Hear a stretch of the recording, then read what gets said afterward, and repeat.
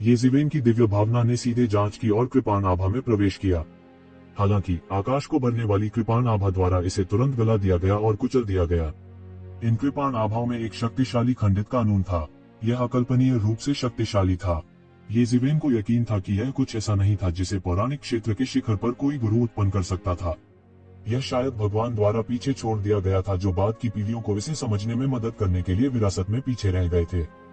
सुरक्षित क्षेत्र के अलावा जहां येज़िवेन स्थित था, सभी स्थान इन कृपाण प्रभामंडल से आच्छादित थे, जिससे कृपाण प्रभामंडल की दुनिया बन गई थी।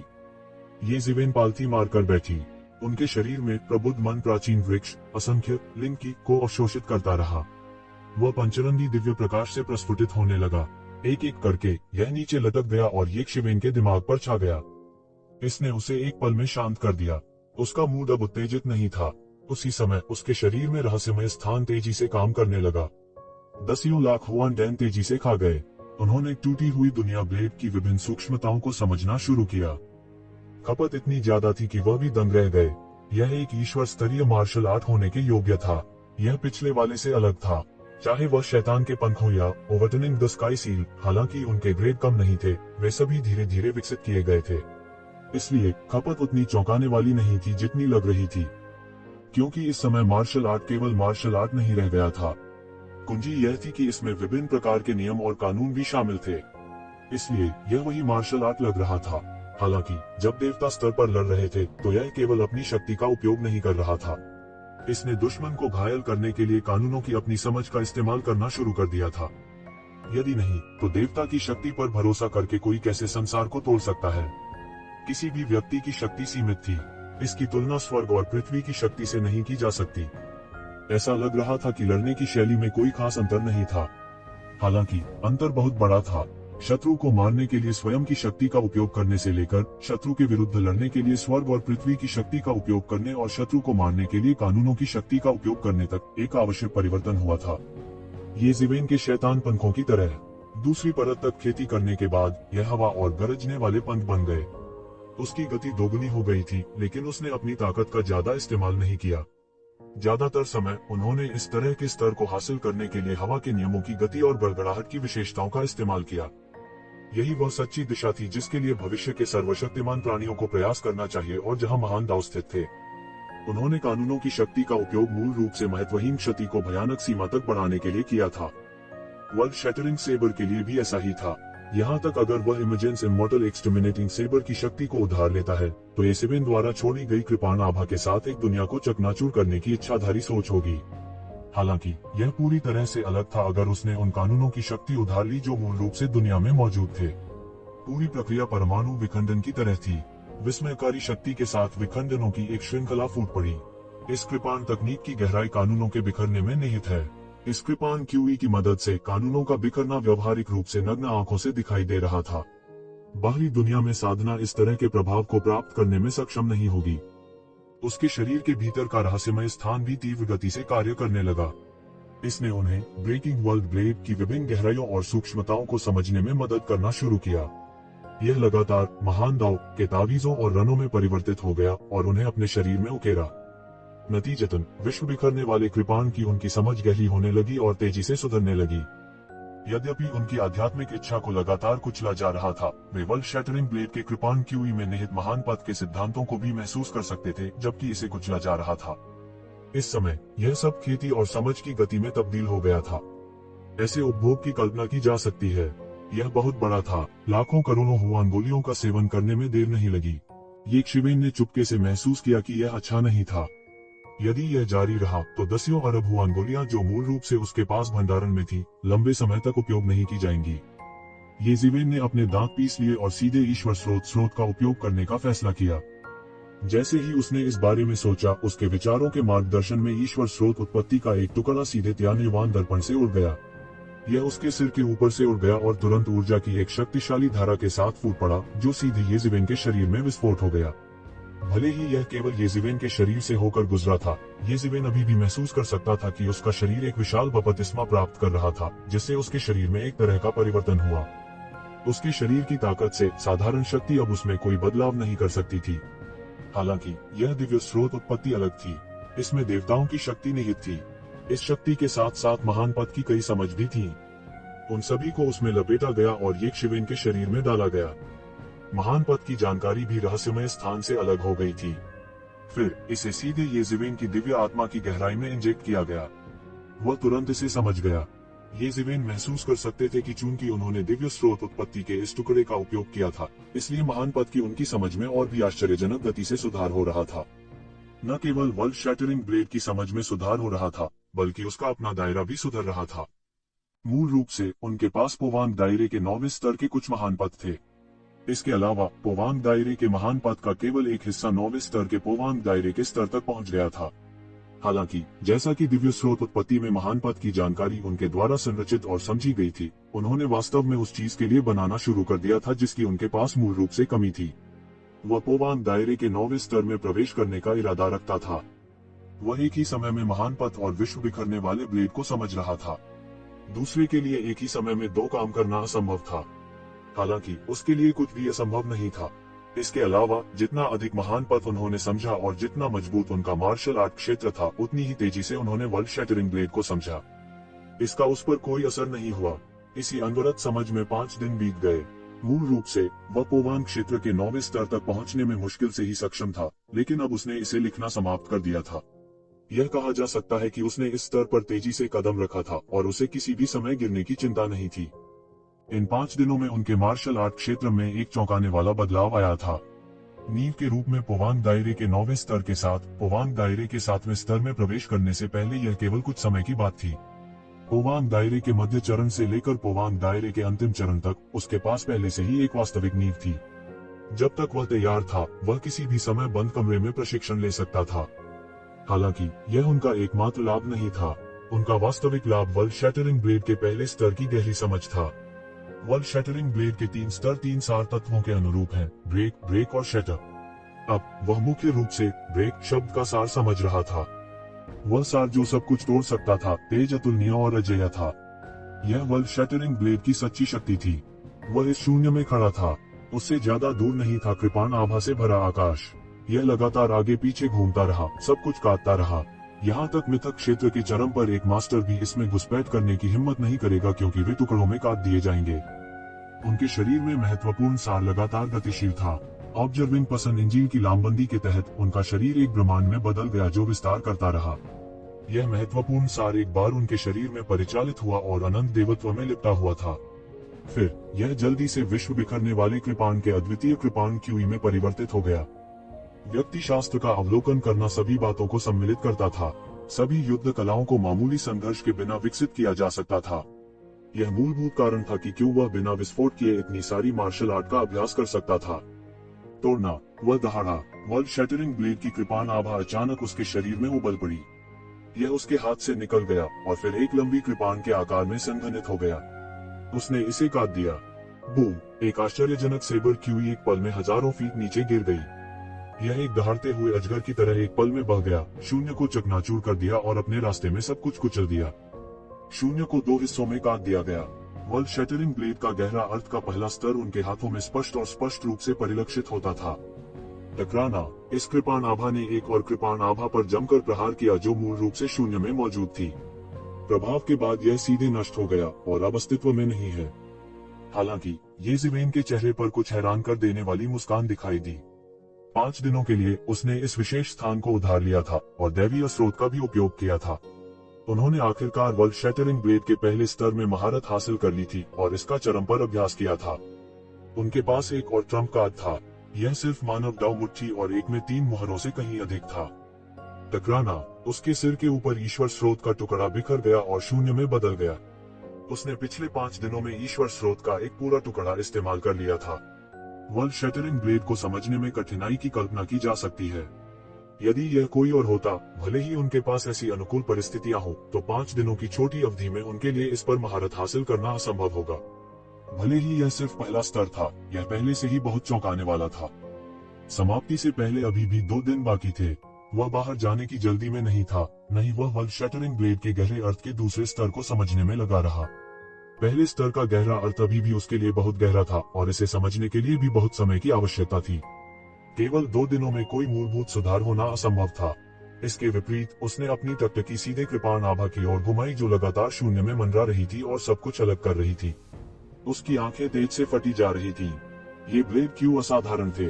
उन्हें किसी सामान्य व्यक्ति ने नहीं काटा था, वे एक महान भगवान द्वारा काट दिए गए थे।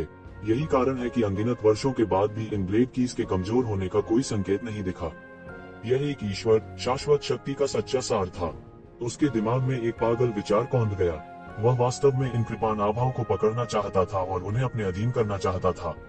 जब समय आता है जब उसे वास्तव में इसकी आवश्यकता होती है तो वह ब्लेड से काट सकता है। इसमें किस प्रकार की पृथ्वी बिखरने की शक्ति होगी? शायद असली भगवान भी गंभीर रूप से घायल हो जाते। इसके बारे में सोचकर ही वह उत्तेजित हो गया।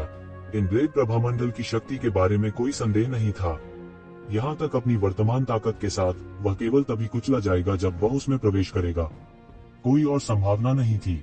यही इन ब्लेड ऑरस की असली ताकत थी। यह लगभग एक देवता के चौतरफा हमले की शक्ति के बराबर थी। यदि वह इसे वश में कर सकता है तो यह कहा जा सकता है कि यह तुरंत उसका सबसे बड़ा तुरुप का इक्का बन जाएगा। हालांकि वह जानता था कि चाहे वह किसी भी प्रकार के शत्रु का सामना करे, वह उन्हें गंभीर रूप से घायल करने में सक्षम होगा, भले ही वे देवता ही क्यों न हो। यदि उसके पास ऐसी ब्लेड आभा हो सकती है तो वह ईश्वरीय संघ के नेता को मारने में सक्षम होगा, भले ही वह अभी उसका सामना करे। हालांकि यह कहना आसान था लेकिन वास्तव में करना बहुत मुश्किल था। एक बार जब वह इन ब्लेड ऑरस के करीब पहुंच गया तो वह तुरंत घायल हो जाएगा, अकेले ही उन्हें सही मायने में वश में कर ले। यह बिल्कुल असंभव था। यदि दूसरों को इसके बारे में पता होता तो वे केवल यही सोचते कि वह पागल है और इस मामले की विश्वसनीयता पर विश्वास नहीं करते। हालांकि यह विचार पागल था। एक बार जब यह पैदा हुआ तो इसने जल्दी ही उसके दिमाग में जड़ पकड़ ली। यह एक बहुत बड़ा प्रलोभन था, अपना मुंह बंद रखने का प्रलोभन। अगर वह इस कृपाण क्यूई को अपने इस्तेमाल के लिए इस्तेमाल कर सकता है तो दुनिया में ऐसा कोई स्थान नहीं होगा जहां वह नहीं जा सके। भले ही उसके पास सिर्फ एक ब्लेड आभा हो, वह निडर होगा और कोई भी उसके लिए खतरा पैदा नहीं कर पाएगा। इस विचार पर उन्होंने अभी भी इस विचार को नहीं छोड़ा जो बाहरी लोगों को पागल लग सकता है। हालांकि वास्तव में इस विचार को हासिल करना आसान नहीं था। उसके शरीर में रहस्यमय स्थान लगातार घूम रहा था, सभी प्रकार की संभावनाओं की गणना कर रहा था। उसका दिमाग एक के बाद एक योजना बनाता जा रहा था, लेकिन यह खुद ही पलट गया क्योंकि उसने जल्दी से इनमें से प्रत्येक योजना में खामियों की गणना की। ज्यादा समय नहीं बचा था। कुल मिलाकर केवल 2 दिन शेष थे। उसने एक और दिन बर्बाद किया लेकिन उसमें थोड़ी सी भी प्रगति नहीं हुई। वह थोड़ा चिंतित होने लगा और उसके चेहरे पर एक चिंता की लकीर दिखाई दी। पफट! अचानक उसने मुंह से खून बहाया, उसका चेहरा लाल हो गया। क्या यह वास्तव में असंभव है? संभव? मुझे विश्वास नहीं होता। संभावनाओं का पता लगाने के लिए उसने पहले ही 1 अरब युआन की गोलियां खर्च कर दी थी, फिर भी सफलता की कोई संभावना नहीं थी। उसकी आंखों में पागलपन का इशारा था। यह पागल विचार उसके दिमाग में पहले से ही जड़ जमा चुका था और वह इससे छुटकारा नहीं पा सका। दिव्य फलकची रखने का प्रलोभन बहुत बड़ा था। यह इतना बड़ा था कि वह इसका बिल्कुल विरोध नहीं कर सका। यहाँ तक अगर उसे एक बड़ी कीमत चुकानी पड़ी तो उसे एक व्यवहार्य तरीका निकालना पड़ा। उसके शरीर के अंदर अनगिनत गहरे कोड जलते रहे और योजनाओं का एक सेट निकाला गया, केवल बार बार पलटने के लिए। इसी में आधा दिन से ज्यादा बीत गया। जब तक उसने आखिरकार अपनी आंखें नहीं खोली तब तक बहुत समय नहीं बचा था। हाँ, मैंने आखिरकार इस सेबर क्यूई के असली पैटर्न का पता लगा लिया है। इसमें एक कमजोरी है। ये शिवेन की आंखों में अजीब सी चमक आ गई। कटौती के 1 दिन से अधिक के बाद उसने आखिरकार इन सेबर क्यूई के पैटर्न में कमजोरी का पता लगाया, जिसने उसे इसे पकड़ने में सफलता का मौका दिया। उसकी आंखें टार्च की तरह थी जो कृपाण क्यूई में से एक को घूर रही थी। पिछले 1 दिन से अधिक समय में उन्होंने अनगिनत संभावनाओं का अनुमान लगाया था, लेकिन वह हर बार असफल रहे। हर बार नतीजा यह होता था कि उसकी मौके पर ही मौत हो जाती थी। कोई और संभावना नहीं थी। हालांकि स्वर्ग ने उन्हें निराश नहीं किया, जो दृढ़ रहे। लगातार कटौती के बाद आखिरकार उन्होंने एक व्यवहार्य तरीका ढूंढ ही लिया और वो सेबर क्यू जल्द ही एक शिवेन के सामने मंडराने लगी। ये शिवेन ने अचानक अपनी आंखें खोली। अब यह करें, वह जोर से चिल्लाया और अचानक उसके बड़े हाथ से एक अद्भुत सुनहरी रोशनी फूट पड़ी। यह हवा के खिलाफ उठा और अचानक कृपाण क्यूई की ओर बढ़ गया। टकराना! एक पल में उसका बड़ा हाथ इस कृपाण क्यूई से सीधे टूट गया। यह वास्तव में इस कृपाण क्यूई को कोई नुकसान नहीं पहुंचा सका। यह कृपाण क्यूई एक अत्यंत शक्तिशाली कृपाण मास्टर लग रहा था। यह जरा सी भी चुनौती को सहन नहीं कर सकता था और किसी को भी इसे भड़काने की अनुमति नहीं थी। हालांकि ये शिवेन यही चाहती थी। उस पल में हालांकि ये शिवेन का हमला बिखर गया था, साथ ही उसके आंदोलन में एक खामी भी थी। अन्य कृपाण क्यूई के साथ एकीकृत करने का कोई तरीका नहीं था। भले ही वह उस पल के लिए ही क्यों न हो, उसके लिए काफी था। उद्भव अमर विनाशकारी कृपाण, यह आप पर निर्भर है। ये जिवेन के हाथ में अचानक एक चांदी सफेद लंबी कृपाण दिखाई दी और तुरंत कृपाण क्यूई को ढक दिया। मानो उसने अपना खूनी मुंह खोल दिया हो। उसने सीधे कृपाण क्यूई को वही निगल लिया। टकराना, टकराना, टकराना। जैसे ही यह कृपाण क्यूई निगला गया, इसने तुरंत हिंसक रूप से पलटवार किया। यह ऐसा था जैसे कृपाण क्यूई में एक आत्मा थी और स्वचालित रूप से पलटवार करना शुरू कर दिया। ऐसा इसलिए भी था क्योंकि इमेजेंस इमोर्टल एक्सटर्मिनेटिंग सेबर बेहद अत्याचारी था। अन्यथा यदि यह अन्य मार्शल उपकरणों में परिवर्तित हो जाता है तो शायद यह मौके पर कृपाण क्यूई द्वारा बिखर जाएगा। भले ही यह एक साधारण छद्म ईश्वरीय उपकरण था, फिर भी यह वैसा ही था। हालांकि यह इमेजेंस इमोर्टल एक्सटर्मिनेटिंग सेबर अलग था। यह सामान्य छद्म दिव्य उपकरणों से बहुत ऊपर था। हालांकि ये जिवेन ने कृपाण की भावना को पहले ही मिटा दिया था और इसकी शक्ति इसके चरम के बराबर होने से बहुत दूर थी। इसके शरीर की सामग्री अभी भी नहीं बदली थी। यह अभी भी बहुत शक्तिशाली था। इस कृपाण क्यूई ने मुक्त होकर कृपाण क्यूई की दुनिया में लौटने के लिए उन्मत्त रूप से संघर्ष किया। इसने एक असीम तूफान खड़ा कर दिया और कृपाण क्यूई ने ये जिवेन के चेहरे पर प्रहार किया। इसने ये जिवेन के चेहरे को दर्द से खरोंच दिया। उसका वस्त्र उड़ गया और उसके बाल हवा में लहरा गए। मैं पूरी कोशिश कर रहा हूँ। इसे मेरे लिए सील कर दो। मेरी आज्ञा को आज्ञाकारी रूप से सुनो। वह दहाड़ता है और जबरदस्ती एक सील को चिकोटी काटता है। शून्य में एक मुहर शब्द मौके पर बनता है। फिर यह सीधे गिर गया और इमेजेंस इमोर्टल एक्सटर्मिनेटिंग सेबर में विस्फोट हो गया। अचानक इस कृपाण क्यूई के प्रतिरोध को आधे से ज्यादा दबा दिया गया। यह शुरुआत में भयानक शक्ति के साथ फूटने में असमर्थ था। दबाओ, दबाओ, तू जिवेन दहाड़ा। अनगिनत हुआन कोर जलने लगे और ऊर्जा की धारा में बदल गए। यह उसके शरीर में उंडेल गया और उसकी शक्ति में बदल गया। फिर इसने इस कृपाण क्यूई को मजबूती से दबा दिया। उसका मुहर शब्द लगातार सिद्ध किया गया था। कृपाण क्यूई द्वारा क्षतिग्रस्त किए गए स्थानों को भी ये जिवेन द्वारा लगातार मरम्मत और दबा दिया गया था। एक अज्ञात समय के बाद उसने आखिरकार इस कृपाण क्यूई को दबा दिया और इस कृपाण क्यूई को इमेजेंस इमोर्टल एक्सटर्मिनेटिंग सेबर के भीतर दबा दिया। उन्होंने आखिरकार राहत की सांस ली। इस बार यह बिना किसी दुर्घटना के एक कठिन अनुभव लग रहा था। हालांकि एक बाहरी व्यक्ति को इसमें शामिल खतरों के बारे में कैसे पता चल सकता है? उन्होंने पहले पर्याप्त तैयारी और होमवर्क किया था। सिर्फ कटौती ही अनगिनत बार की गई थी। यहाँ तक उन्हें खुद भी यकीन नहीं हो रहा था। एक समय तो उन्होंने यह भी सोचा था कि सफल होना बिल्कुल भी असंभव है।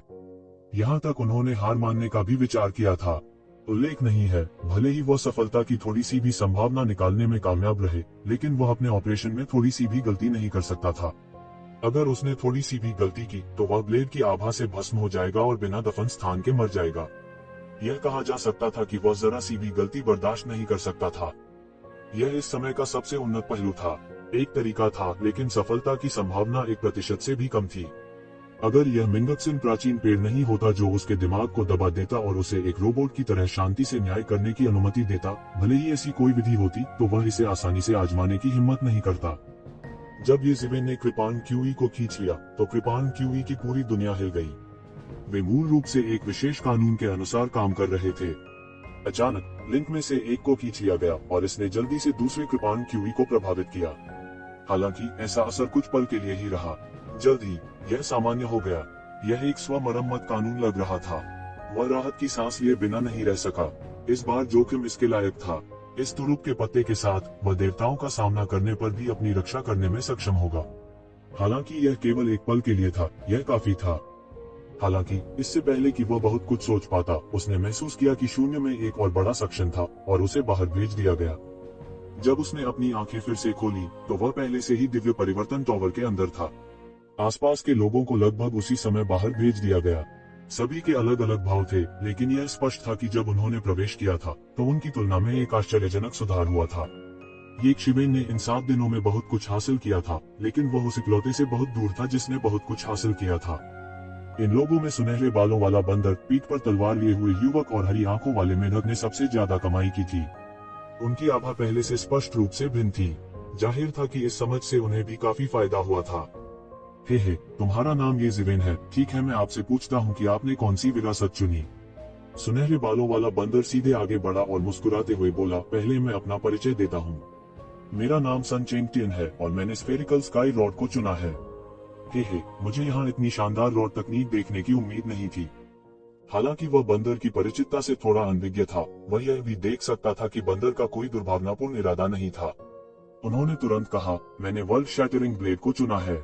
यह अपने आप में कोई रहस्य नहीं था और यह कोई बड़ी बात नहीं थी। यह कहना ठीक था। आपने ब्लेड तकनीक का वह सेट चुना। ब्लेड तकनीक का वह सेट काफी दबंग है, लेकिन मैं देखता हूँ कि आपको इससे बहुत कुछ हासिल करना चाहिए था। हे, अगर भविष्य में कोई मौका मिलता है तो हम एक दूसरे से सीख सकते हैं। बंदर ने हंसते हुए कहा।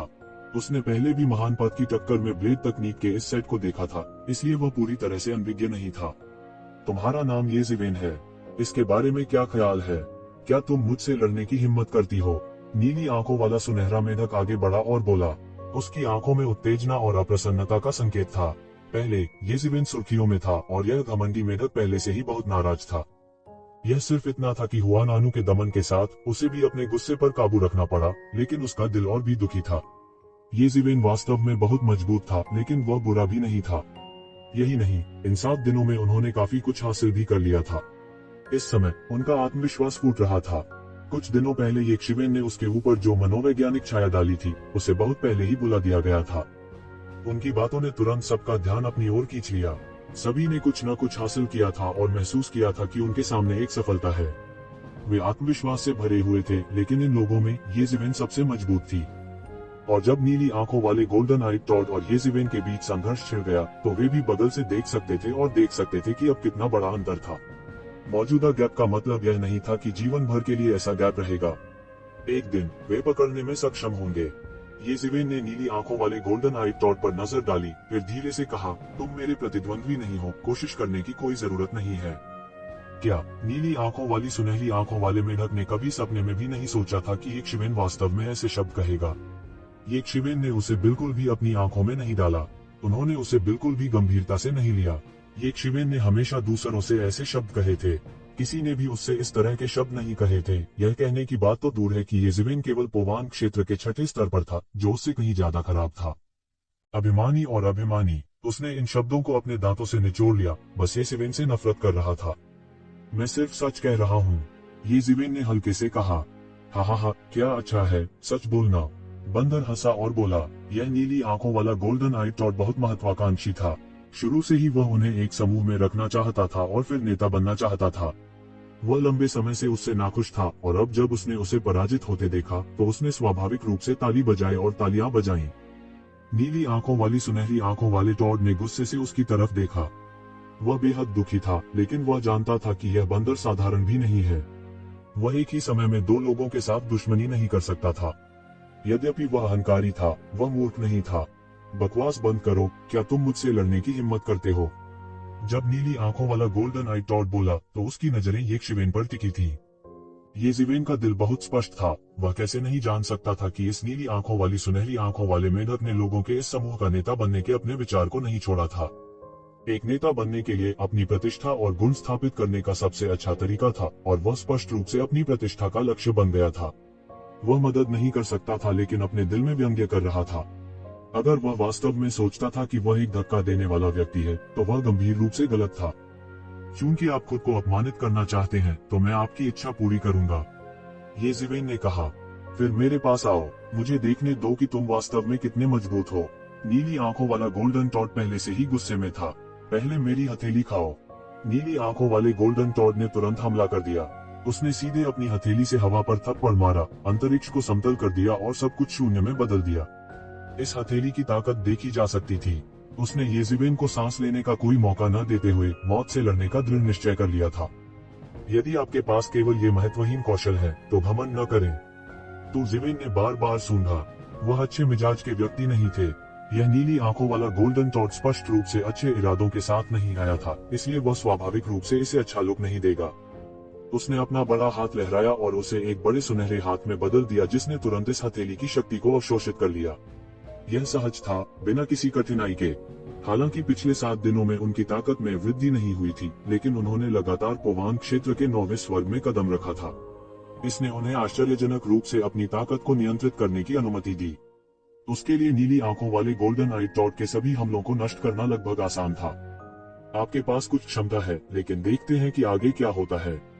नीली आंखों वाली सुनहरी आंख वाला टॉड दहाड़ा, इसकी आभा आसमान की ओर बढ़ रही थी।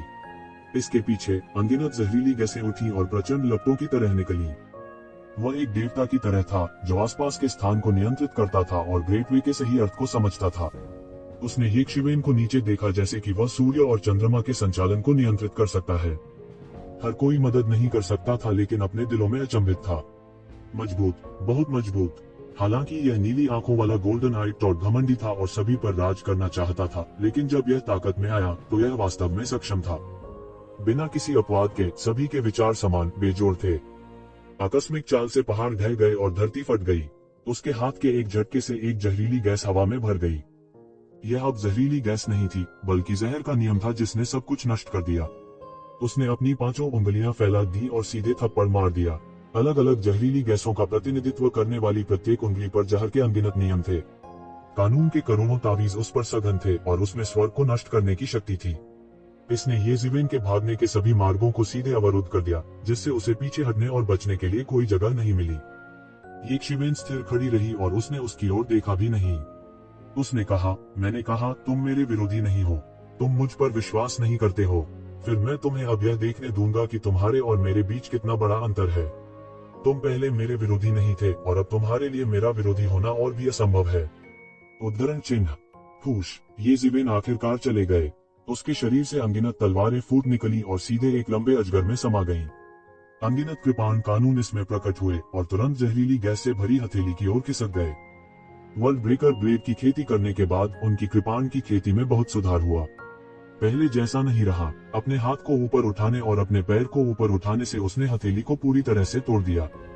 कितनी शक्तिशाली कृपाण तकनीक है। नीली आंखों वाला गोल्डन आई टॉड चौंक गया और उसने जल्दी से अपना हाथ बढ़ाया। अभी अभी कृपाण का प्रकाश उसके शरीर पर सूक्ष्म रूप से प्रवेश कर गया था और वह अपने हाथ में तेज महसूस कर सकता था। अगर वह समय रहते पीछे नहीं हटते तो उन्हें नुकसान उठाना पड़ता। वह बार बार पीछे हट गया। उसके शरीर के चारों ओर बना मायाजम अवरोध पहले ही पूरी तरह से ढह चुका था। यह बिल्कुल भी बचाव नहीं कर सका। जैसे ही वह ऊपर आया, उसे येज़िवेन ने नष्ट कर दिया और उसे एक छोटा नुकसान हुआ। येज़िवेन निर्दयी थी। उसने एक कदम आगे बढ़ाया और तुरंत नीली आंखों वाले गोल्डन आई टॉड के सामने दौड़ पड़ा। एक लंबी कृपाण उसके हाथ में जम गई और वह अचानक गिर पड़ा। कृपाण आभा हजारों फीट दूर चली गई, सीधे आकाश और पृथ्वी को भेदती हुई और नीली आंखों वाली सुनहरी आंखों वाले टॉड पर जमकर पटक दी। येज़िवेन के अनगिनत कृपाण आभा आपस में गुंथे हुए थे और एक लंबी नदी का निर्माण करते थे जो सभी दिशाओं में बहती थी। यह अजेय था। जैसे ही उन्होंने अपनी चाल चली, उन्होंने इस अवधि के दौरान स्पष्ट रूप से और पूरी तरह से कृपाण दाव में अपनी खेती को प्रतिबिंबित किया। मूल रूप से कृपाण दाव में उनकी बहुत मजबूत नींव थी। हालांकि वह कृपाण दाव अवतार में संघनित नहीं हुए, लेकिन वे इससे दूर नहीं थे। वर्ल्ड ब्रेकर ब्लेड के पहले स्तर के पूरा होने के साथ कृपाण दाव की उनकी समझ में और भी अधिक पृथ्वी को हिला देने वाले परिवर्तन हुए। येज़िवेन की आक्रामकता के सामने नीली आंखों वाला गोल्डन आई टॉड पूरी तरह से आग बबूला हो गया था। उसने दहाड़ते हुए कहा, यह पता चला है कि आपको कृपाण दाव की कुछ समझ है। कोई आश्चर्य नहीं कि आप इतने घमंडी हैं। वह एक परोपकारी व्यक्ति नहीं थे। उसे येज़िवेन ने पकड़ा था और उसे एक छोटा सा नुकसान हुआ था। हालांकि वह पंक्ति के अंत में होने से बहुत दूर था। वह दहाड़ता है और उसका पूरा शरीर धीरे धीरे अपने मूल रूप में बदल जाता है। उसका पूरा शरीर गहरे हरे रंग का हो गया था और वह एक राक्षस की तरह लग रहा था। उनकी आंखें फिरोजा पुतलियों में बदल गईं और उनकी सुनहरी पुतलियां जहर दाव की उनकी समझ का प्रतिनिधित्व करती थीं। बूम! उसकी आंखों में अनगिनत जहरीली किरणें फूट पड़ीं। लापरवाही से अभी अभी छोड़ी गई जहरीली गैस की तुलना में न जाने कितनी गुना अधिक अत्याचारी थी। यही उनकी मूल शक्ति थी और यही उनकी असली ताकत भी थी। ओवांग दायरे के 8वें स्तर के शिखर की ताकत आखिरकार इस समय पूरी तरह से जारी हो गई। दो पक्ष शून्य में भयंकर रूप से टकराए, जिससे हवा की एक राक्षसी लहर बन गई जो हलकों में बह गई। नीली आंखों वाला गोल्डन आई टोड, जो अपनी पूरी ताकत से फूट पड़ा था, एक राक्षस भगवान की तरह था और यक्षवेन को जाने नहीं देना चाहता था। उसने मौके पर एक कदम आगे बढ़ाया और यक्षवेन का पीछा किया। मुझे इस रूप में मजबूर करने में सक्षम होने के लिए आप भी अद्भुत हैं, लेकिन यह अंत है। नीली आंखों वाली सुनहरी आंखों वाले मेढक ने गर्व से कहा। नीली आंखों वाली सुनहरी आंखों वाले टॉड की जहरीली गैस से बहुत डरकर हर कोई पीछे हट गया। इस नीली आंखों वाले गोल्डन आई टॉड ने वास्तव में इस स्तर तक खेती की है। इस तरह की जहरीली गैस, मुझे डर है कि यह वास्तव में दुनिया को जहर दे सकती है। अफवाह यह है कि नीली आंखों वाले गोल्डन आई टॉड के शरीर पर कोई जगह नहीं है जिसमें जहरीली गैस न हो। यदि आप इसके संपर्क में आते हैं तो आपको जहर देकर मौत के घाट उतारा जा सकता है। अतीत में उसके लाभ के अलावा 7 दिन मुझे डर है कि यह अविश्वसनीय स्तर पर पहुंच गया है। हर कोई जहरीली गैस से दूषित होने से डरता था और बिल्कुल पास आने की हिम्मत नहीं करता था। यहाँ तक कि तलवारधारी युवक और बंदर भी कोई अपवाद नहीं थे। हालांकि उनके पास अपने बचाव के अपने तरीके थे, लेकिन अगर यह आवश्यक नहीं था तो वे इस तरह की परेशानी वाली जहरीली गैस से दूषित नहीं होना चाहते थे। यह सिर्फ यही स्थिति है। मैं आपको अपने मूल रूप में वापस देखना चाहता हूँ। ये शिवेन बिल्कुल भी नहीं डरी। जब जहरीली गैस ने येज़ेबेल के शरीर को छुआ तो यह केवल लगातार सिजलिंग की आवाज कर सकती थी और येज़ेबेल के शरीर की रक्षा में प्रवेश नहीं कर सकती थी। हर कोई बेहद हैरान था। शुरू से ऐसा ही था। येज़ेबेल ने नीली आंखों वाले गोल्डन आई टॉड के सबसे मजबूत हिस्से पर कोई प्रतिक्रिया नहीं की। वह बिल्कुल नहीं डरा। यह कैसी काया है? क्या मानव जाति में कोई ऐसा काया है जो जहर से पूरी तरह से बेखबर है, या उसे विरासत में कोई खून मिला है? हर कोई इसके बारे में बात कर रहा था। नीली आंखों वाली सुनहरी आंखों वाले टॉड की आंखें आश्चर्यजनक हत्या के इरादे से थोड़ी सी चमक उठी। सभी दिशाओं से एक अदृश्य शक्ति उसके शरीर की ओर संघनित हो गई। इस समय यह एक वास्तविक भगवान की तरह था। उसके शरीर के चारों ओर असीम जहरीली तकनीकें छोड़ी गईं और अनगिनत जहरदाव कानून प्रकट हुए। उसके शरीर के चारों ओर जहरदाव की दुनिया बनाई गई थी और अंदर अनगिनत जहरदाव दीर्घायु दुनिया थी। जैसे जैसे जहरीली गैस बढ़ती जा रही थी उसकी शक्ति और प्रबल होती जा रही थी। दूसरों के लिए यह एक घातक जहरीली गैस थी, लेकिन उनके लिए यह एक महान टॉनिक थी। उसके शरीर ने भी उसकी रक्षा करते हुए मायास्मा की एक परत को संघनित किया। बूम! नीली आंखों वाले गोल्डन आई टॉड ने फिर से हमला किया और यह संघनित असीम जहरीली गैस सीधे मौके पर एक चौंकाने वाली धारा में बदल गई और सीधे एक शिवेन की ओर फट गई। ऐसा लगता है कि आप वास्तव में पीली नदी को देखने तक हार नहीं मानते हैं, और जब तक आप ताबूत को नहीं देखेंगे तब तक आंसू नहीं बहाएंगे। उस मामले में मैं आपको खत्म कर दूंगा एक कदम। ऐसा लगता है कि जब तक आप पीली नदी नहीं देखेंगे तब तक आप वास्तव में हार नहीं मानेंगे, और जब तक आप ताबूत नहीं देखेंगे तब तक आप आंसू नहीं बहाएंगे। उस स्थिति में मैं तुम्हें एक चाल में खत्म कर दूंगा। येज़ेबेल ने एक गहरी सांस ली और चिल्लाया। उसकी आवाज हवा की अंतहीन लहरों को उड़ाते हुए एक लहर की तरह निकली। नीली आंखों वाले गोल्डन टॉड के सामने, जिसने अंतहीन जहरीली गैस को सीधे उड़ा दिया, येज़ेबेल ने तुरंत हमला कर दिया। उसके पैर सभी दिशाओं में चले गए और अचानक उसकी कृपाण ने सीधे सब कुछ चकनाचूर कर दिया, जैसे बिजली का एक ब्लेड आकाश को चीरता हुआ। यह बेहद भयानक था। ध्यान से देखो, मैं तुम्हें एक चाल में हरा दूंगा। येज़ेबेल चिल्लाया और अनंत दिव्यता संघनित हुई और फिर रिहा हो गई। प्रकाश उज्जवल था और एक चौंकाने वाली कृपाण आभा सीधे घनीभूत हो गई, एक चौंकाने वाली लंबी कृपाण में बदल गई, जैसे कि यह दुनिया को काट सकती है और समय की नदी को काट सकती है। सब कुछ, मेरे लिए यह सब काट दो। उनकी कृपाण आभा में सर्वोच्च शक्ति थी, मानो वह एक शक्तिशाली शक्ति थी जो दुनिया को काट सकती थी। यह किस तरह की कृपाण तकनीक है? नीली आंखों वाले गोल्डन टॉड को एक चौंकाने वाला खतरा महसूस हुआ और वह पीछे हटना चाहता था, लेकिन येज़ेबेल ने उसे ऐसा मौका बिल्कुल नहीं दिया। उसका पूरा शरीर एक चील की तरह था और उसकी लंबी कृपाण अजेय थी। उस भयानक कृपाण आभा के कुचलने से उसके शरीर पर जहरीली गैस का सारा रक्षा विस्फोट हो गया, अनगिनत टुकड़ों में बिखर गया। इतनी शक्तिशाली कृपाण तकनीक कैसे हो सकती है? वह पीछे हटता रहा, बस डरता रहा। उस भयानक कृपाण आभा से बना दबाव सब कुछ काटने में सक्षम लग रहा था। पिछली कृपाण तकनीक की तुलना में यह कृपाण तकनीक किसी भी कृपाण तकनीक से बेहतर थी जो उसने पहले दिखाई थी। नीली आंखों वाले गोल्डन टॉड ने अपना मुंह खोला और दहाड़ते हुए अंतहीन जहरीली गैस उगल दी। इसने अपनी हथेली को येज़ेबेल पर पटक दिया, पूरे शून्य को भेदते हुए। उसके हाथ में आई जहरीली गैस ने शून्य को क्षत विक्षत कर दिया। बूम! दोनों पक्ष टकरा गए और कृपाण आभा और जहरीली गैस शून्य में भयंकर रूप से टकरा गई, जिससे अंतहीन चमकदार रोशनी फूट पड़ी जो सीधे दुनिया के रंग को ढांक रही थी। जहरीली गैस और कृपाण आभा ने लगातार एक दूसरे को खा लिया और फेरीहू के हमले ने सभी दिशाओं में अंतरिक्ष को चकनाचूर कर दिया। बूम! येज़ेबेल की कृपाण आभा एक पायदान ऊपर थी जो सीधे आसमान में फैली जहरीली गैस को काट रही थी, और फिर अचानक नीली आंखों वाले गोल्डन टॉड के शरीर पर गिर गई। पू! उसने मुंह से खून निकाला और उसका पूरा शरीर मौके पर ही उड़ गया। हालांकि जहरीली गैस से सेबर क्यूई कमजोर हो गया था, फिर भी जो हिस्सा सीधे उसके शरीर पर गिरा उसने उसे एक पल में गंभीर रूप से घायल कर दिया। उसके पास प्रतिक्रिया करने का समय भी नहीं था और वह बिल्कुल भी विरोध नहीं कर सकता था। वह बाहर निकला और सीधे शिवालय में जा गिरा। वह मुश्किल से रुका और नीचे गिरा। उसके मुंह के कोने से खून बहने लगा। उसका पूरा चेहरा असामान्य रूप से बदसूरत था। हालांकि उसे येज़ेबेल ने मौके पर ही नहीं मारा था, लेकिन वह वास्तव में उससे बहुत दूर नहीं था। वह अच्छी तरह जानता था कि अगर यक्षिवन अभी पीछे नहीं हटता तो वह बाहर एक सामान्य लड़ाई में मारा गया होता। उनके जैसा घमंडी और अहंकारी व्यक्ति इस तथ्य को कैसे स्वीकार कर सकता है? हालांकि यह एक निर्विवाद तथ्य था कि वो यक्षिवेन से हार गया था। इसके अलावा वह यक्षिवेन द्वारा बुरी तरह से हार गया था। यक्षिवेन के ब्लेड से हर कोई दंग रह गया था। यहाँ तक नीली आंखों वाला गोल्डन टॉड भी ऐसी अवस्था में समाप्त हो गया, इसलिए अन्य लोग भी जीवित नहीं रह पाएंगे। विशेष रूप से पीठ पर तलवार लिए युवक और सुनहरे बालों वाले बंदर, उनके भाव और भी गंभीर थे। ये जीवेन, मैं इस बार हार गया, लेकिन अगली बार मैं तुम्हें जरूर हराऊंगा। नीली आंखों वाले गोल्डन टॉड ने अनिच्छा से कहा। उसे उम्मीद नहीं थी कि पिछले 7 दिनों में उसने सोचा कि उसने बहुत प्रगति की है। किसने सोचा होगा कि उसके और यक्षिवेन के बीच की खाई और भी चौड़ी थी। मूल रूप से उसने सोचा था कि ये जीवेन निश्चित रूप से उसका विरोधी नहीं था, लेकिन तथ्य यह था कि वह उसका विरोधी नहीं था। यह तथ्य वास्तव में बहुत क्रूर था। चलो इसके बारे में अगली बार बात करते हैं। यक्षिवेन की ओर न देखने के रवैये ने उसे ऐसा महसूस कराया जैसे वह अपना गुस्सा रोक रहा था। वह इतना उदास था कि वह कुछ और खून थूकना चाहता था। इन लोगों के लिए जो अभी अभी डिफिकेशन एबिस पहुंचे थे, यह लड़ाई सिर्फ शुरुआत थी। जल्द ही सबके बाहर आने के बाद एक बूढ़ा व्यक्ति शून्य को तोड़कर अंदर चला गया। उसने जमीन पर गिरे नीली आंखों वाले गोल्डन टोड को देखा और कहा, वो ऐसा लगता है कि उन्होंने पहले ही मारपीट का आदान प्रदान कर लिया था। बुरा नहीं है, देवता रसातल में प्रवेश करने के बाद आप केवल लड़ सकते हैं और लड़ सकते हैं। उद्धरण चिन्ह। सबके हाव भाव गरिमा में हो गए। यह देखकर कि बूढ़े ने उन्हें दोष नहीं दिया, उन सभी ने राहत की सांस ली।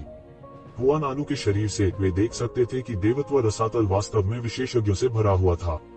कोई भी बेतरतीब व्यक्ति जो बाहर आया हो सकता है कि वह बड़ा शॉट न हो। इससे पहले कि वे पूरी तरह से आश्वस्त हो जाते, उनकी पूंछ को उनके पैरों के बीच में दबा देना सबसे अच्छा था।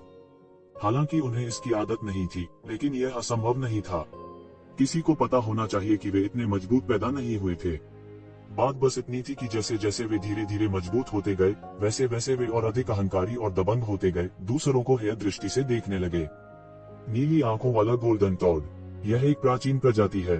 दुर्भाग्य से इसने अपनी क्षमता को पूरी तरह से जारी नहीं किया, लेकिन इससे कोई फर्क नहीं पड़ता। देवत्व रसातल में तुम ठीक हो जाओगे।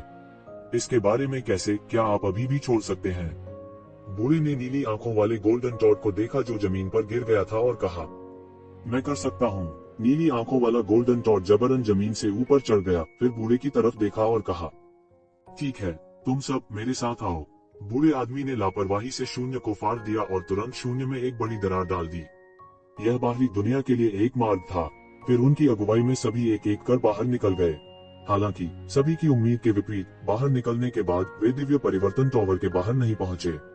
इसके बजाय वे पूरी तरह से नए स्थान पर पहुंचे। यह एक अतुलनीय विशाल महाद्वीप था।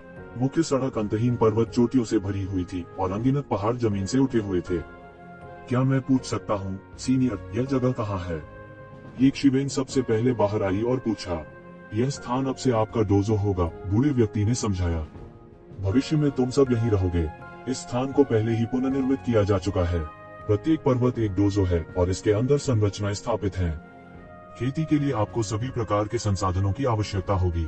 संक्षेप में, आपको बस इतना करना है कि अच्छी तरह से खेती करें और सबसे मजबूत बनने के लिए प्रतिस्पर्धा करें। सब थोड़े असहज थे। आखिरकार उनका डोजो बाहर आसानी से एक ग्रह या एक दुनिया थी। इतने छोटे पहाड़ ने उनके लिए अनुकूलन करना कठिन बना दिया। क्या तुम खुश नहीं हो?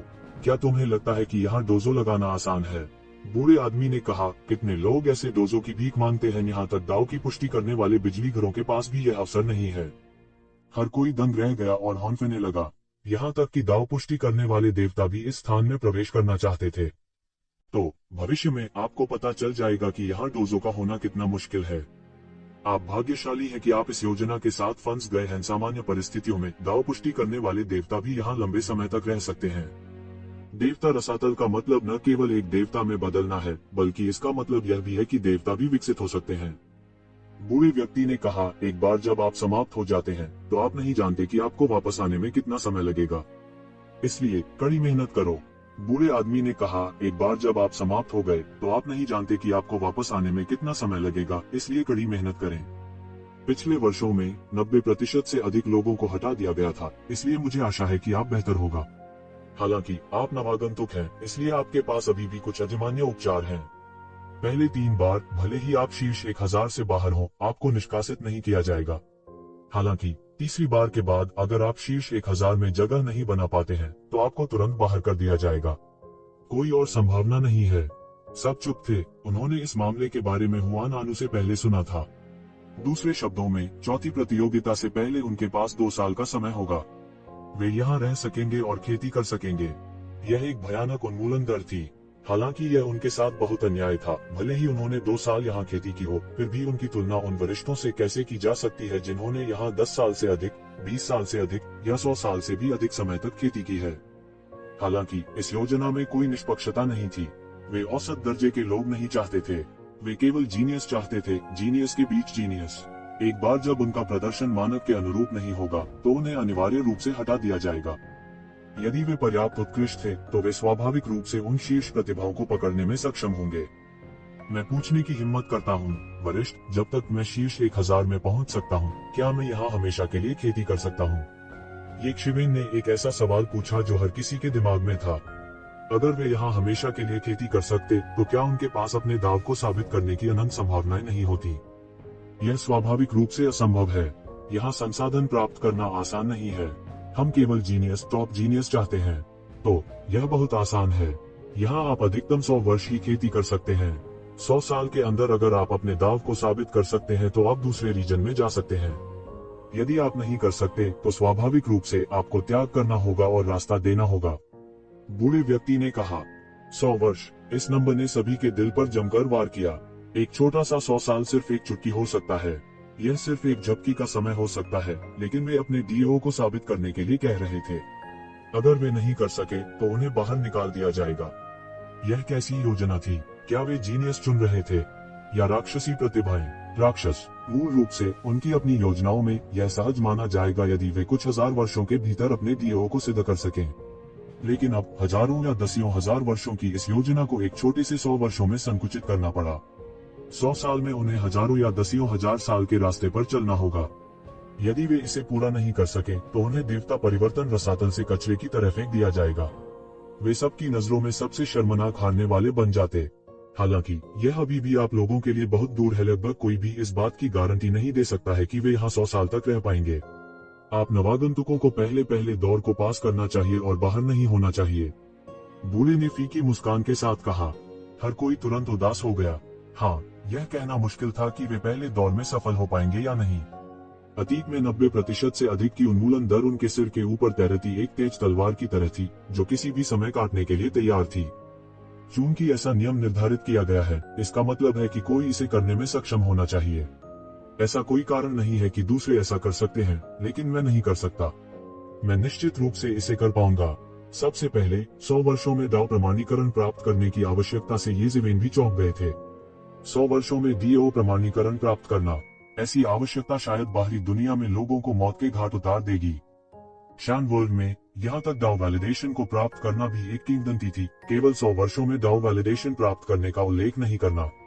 नामलेस डाउ कॉलेज के पीछे बलों की अपेक्षा के अनुसार उसे अभी भी केवल एक ही बात की चिंता थी कि जून डिंगटेन भी यहाँ था।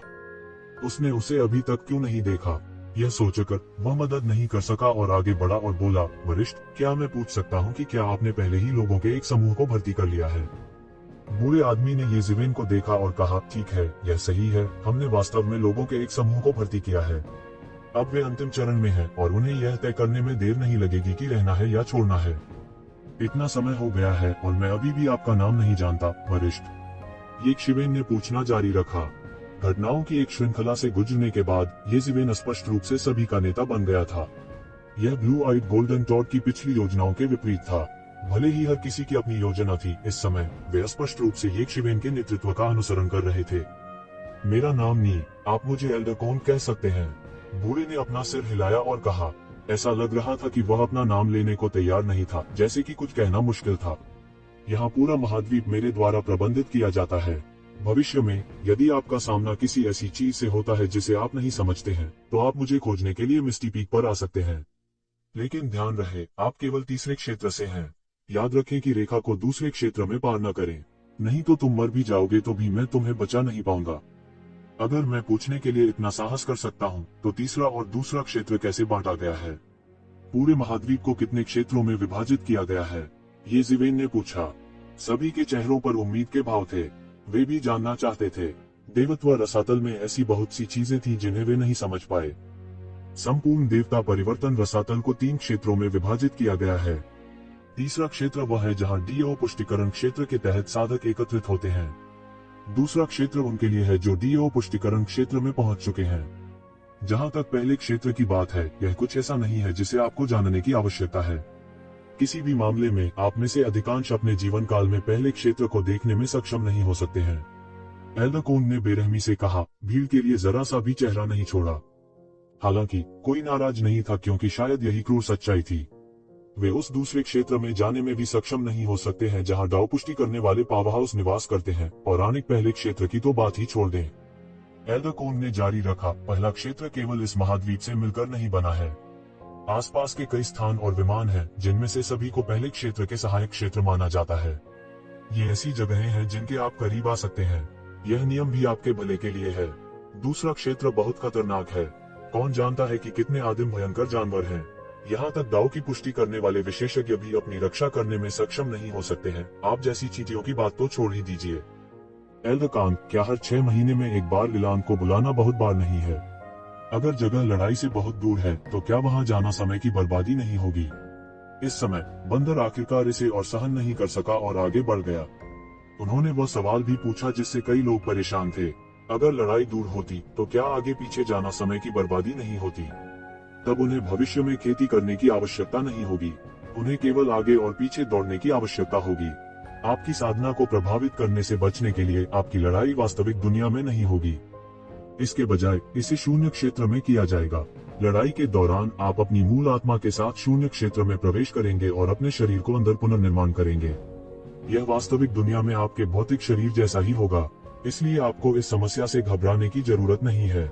जब तक आपके विचार हैं, आप किसी भी समय और स्थान पर शून्य क्षेत्र में प्रवेश कर सकते हैं। एल्डरकोन ने प्रशंसा के साथ बंदर को देखा। वह इस तथ्य की सराहना करने लगा कि बंदर इतनी जल्दी समस्या की जड़ को समझने में सक्षम था।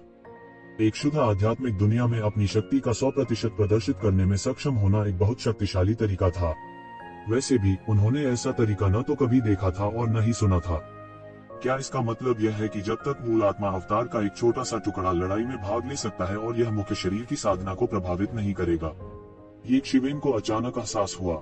यह उस विधा के समान था जिसके बारे में उन्होंने अनामदाव संस्थान में सुना था।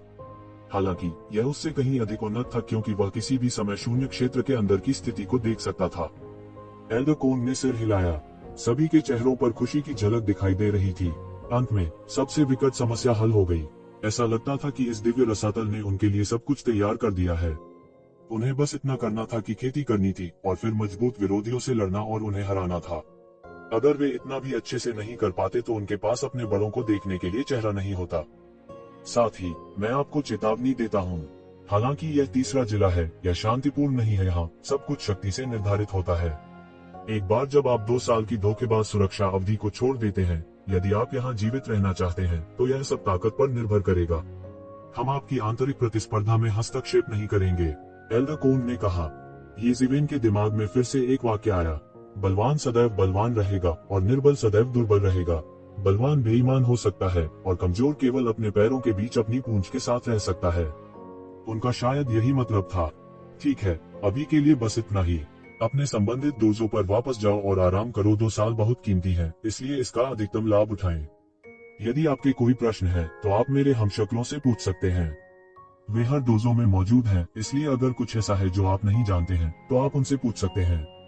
एल्डरकान के बोलने के बाद इससे पहले कि हर कोई प्रतिक्रिया दे पाता, उन्होंने उसे एक तकनीक बनाते देखा।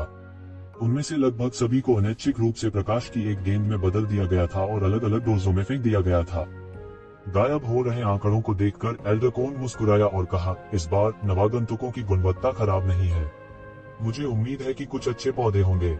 समय किसी का इंतजार नहीं करता। येज़िवेन की दृष्टि काली पड़ गई और जब वह फिर से प्रकट हुआ तो वह पहले से ही एक गुफा के द्वार पर था। उन्होंने देखा कि पूरी गुफा अनंत सरणियों से घिरी हुई थी और जैसे ही उन्होंने अंदर कदम रखा, ये अनगिनत सरणियां स्वतः संचालित हो गईं और उनके लिए एक रास्ता खोल दिया। और सरणियों की गहराई में येज़िवेन ने एल्डरकान को फिर से देखा। वह अचानक समझ गया कि यह एल्डरकोन नहीं था, बल्कि उसके आत्मा अवतार का एक अंश था। लेकिन फिर भी उन्होंने अभी भी एक अथाह एहसास दिया। हालांकि यह एल्डरकोन जितना अच्छा नहीं था, फिर भी यह बहुत अद्भुत था। एल्डर कोन ने पहले ही मुझे आपके मामले के बारे में सूचित कर दिया है। अगर भविष्य में आपको कुछ भी समझ में नहीं आता है तो बेझिझक मुझे ढूंढे। मुझे इस डोजो का बटलर माना जा सकता है, एल्डर कोन ने मुस्कुराते हुए कहा। एल्डर कोन की तुलना में उनकी मुस्कान बहुत अधिक विनम्र थी। धन्यवाद एल्डर कोन, ये शिवेन ने अपने हाथ जोड़कर कहा। आपको मुझे धन्यवाद देने की आवश्यकता नहीं है। मैं एल्डर कोन नहीं हूँ और मैं आत्मा का एक छोटा सा अवतार हूँ। यह मेरे लिए बिल्कुल भी मायने नहीं रखता है, एल्डर कोन ने मुस्कुराते हुए कहा। अगले 2 वर्षों के लिए आपको यहाँ खेती करनी होगी, आप रह सकते हैं या नहीं यह आप पर निर्भर है। गुफा निवास में आपकी खेती के लिए संसाधन है। गठन की स्थापना के अलावा आपके संसाधन के रूप में दैवीय स्रोत का एक अंश भी है। हर 2 साल में आप एक नया टुकड़ा पुनः प्राप्त कर सकते हैं। जब ये जीवेन ने यह सुना तो वह चुपके से अवाक रह गया। वे वास्तव में ईश्वरीय स्रोत का उपयोग नए लोगों के लिए साधना संसाधनों के रूप में कर रहे थे। इसका वर्णन करने के लिए धनवान शब्द का उपयोग नहीं किया जा सकता था। जब उन्होंने दिव्य मकबरे की खुदाई की थी तब उन्हें केवल 36 दिव्य स्रोत प्राप्त हुए थे। इसके अलावा इस बार केवल दर्जनों लोगों के लिए दर्जनों दिव्य स्रोत की आवश्यकता होगी। बता दें कि यहाँ हजारों की संख्या में लोग खेती करते थे। खपत केवल एक खगोलीय आंकड़ा होगा यदि उन्हें इसके अनुसार आवंटित किया जाए। यह एक ऐसा धन था जिसकी वह कल्पना भी नहीं कर सकता था। ये शिवेन के चेहरे पर खुशी का भाव झलक रहा था। उसके पास दैवीय स्रोत की कमी नहीं थी, लेकिन जो लाभ उसे दिया गया था वह कौन नहीं चाहेगा। कोई आश्चर्य नहीं कि इस जगह ने शेखी बघारने की हिम्मत की कि मात्र 100 साल एक व्यक्ति को भगवान बनने में मदद कर सकते हैं। ये जीवेन के पास वास्तव में 100 वर्षों के भीतर अपने डीएओ को साबित करने का आत्मविश्वास और शक्ति थी। हालांकि 100 साल दूसरों के लिए पर्याप्त हो सकते हैं, लेकिन ये शिवेन के लिए काफी नहीं था क्योंकि उसके पास इतना समय नहीं था। यहाँ तक महज 100 साल भी उनके लिए बहुत लंबा था। आपके लिए शून्य में जाने का एक टोकन भी है। केवल इस टोकन से आप अपनी दिव्य भावना को शून्य से जोड़ सकते हैं। क्या आप समझे? एल्डर कोन जारी रहा। हाँ, ये जीवेन ने सिर हिलाया, लेकिन क्या मैं अपनी दिव्य भावना को शून्य से नहीं जोड़ सकता? क्या मुझे प्रतियोगिता होने तक प्रतीक्षा करनी होगी? एल्डर कोन ने तथ्यात्मक तरीके से कहा, बिल्कुल नहीं। शून्य आभासी है, लेकिन सब कुछ वास्तविक दुनिया से अलग नहीं है। आप सामान्य दिनों में भी शून्य में जाने का विकल्प चुन सकते हैं। आपके पास सब कुछ हो सकता है, शून्य के अंदर की जरूरत है। ये जीवेन चुपके से अवाक थी। यह कुछ ऐसा था जो केवल बड़ी ताकत से ही किया जा सकता था। कम से कम वह इस समय इसका अनुमान नहीं लगा सकता था। मैं हिम्मत करके पूछता हूँ, एल्डर कांग, अगर मैं अंक अर्जित करना चाहता हूँ तो मुझे क्या करना चाहिए? ये जीवेन ने पूछा। लड़ाई जीतकर आप प्रत्येक लड़ाई के साथ बहुत सारे अंक अर्जित कर सकते हैं। इसके अलावा आप देवता परिवर्तन रसातल द्वारा जारी किए गए कुछ मिशनों को पूरा कर सकते हैं। जब आप उन्हें पूरा करते हैं तो आप अंक भी अर्जित कर सकते हैं। जब तक आप उन्हें अच्छी तरह से वितरित करते हैं, कम समय में बहुत सारे अंक अर्जित करना बहुत आसान है। एल्डर कोन ने कहा। ये जीवेन समझ गई। नवागंतुक अंदर सुनो, बाहर आओ। नवागंतुक अंदर सुनो, बाहर आओ। अचानक बाहर से तेज आवाज आई। ये जीवेन जल्दी से गुफा निवास से बाहर निकली। इस समय केवल ये जीवेन ही नहीं, बल्कि ये जीवेन के साथ आए कई नए लोग भी आकाश की ओर देखते हुए दिखाई दिए। आकाश में एक लंबी आकृति उड़ रही थी। यह एक युवक था जिसके चेहरे पर एक बुरी मुस्कान थी। वह अहंकारी दिख रहा था। कई नए लोगों को अपने चेहरे पर थोड़ी तिरस्कार के साथ देख रहा था, जैसे कि उसने अतीत में अपना रूप देखा हो। हालांकि उनके चेहरे पर जरा भी हमदर्दी नहीं थी। इसके विपरीत उसके चेहरे पर थोड़ा उपहास का भाव था। आप कौन हैं? किसी ने जोर से पूछा। याओ शेंगयान, इस नाम को याद रखें। आपको अपना डोजो दर्ज करना चाहिए था। अगली बात बहुत सरल है, अपने दिव्य स्रोत को सौंप दें। युवक ने एक कुटिल मुस्कान के साथ कहा। दिव्य स्रोत को सौंप दें क्यों? उद्धरण चिन्ह। सभी में अचानक हड़कंप मच गया। यह युवक वास्तव में चाहता था कि वे दिव्य स्रोत को सौंप दें। यह ऐसा था जैसे वह उनका जीवन चाहता था। हर कोई ये जीवेन जितना अमीर नहीं था जिसके पास दर्जनों दिव्य स्रोत थे। यदि उनमें से किसी के पास दैवीय स्रोत का एक टुकड़ा होता तो इसे एक महान सौभाग्य माना जाता। इस समय उन्हें ईश्वरीय स्रोत सौंपने के लिए कहना उनके जीवन के लिए मान करने जैसा था।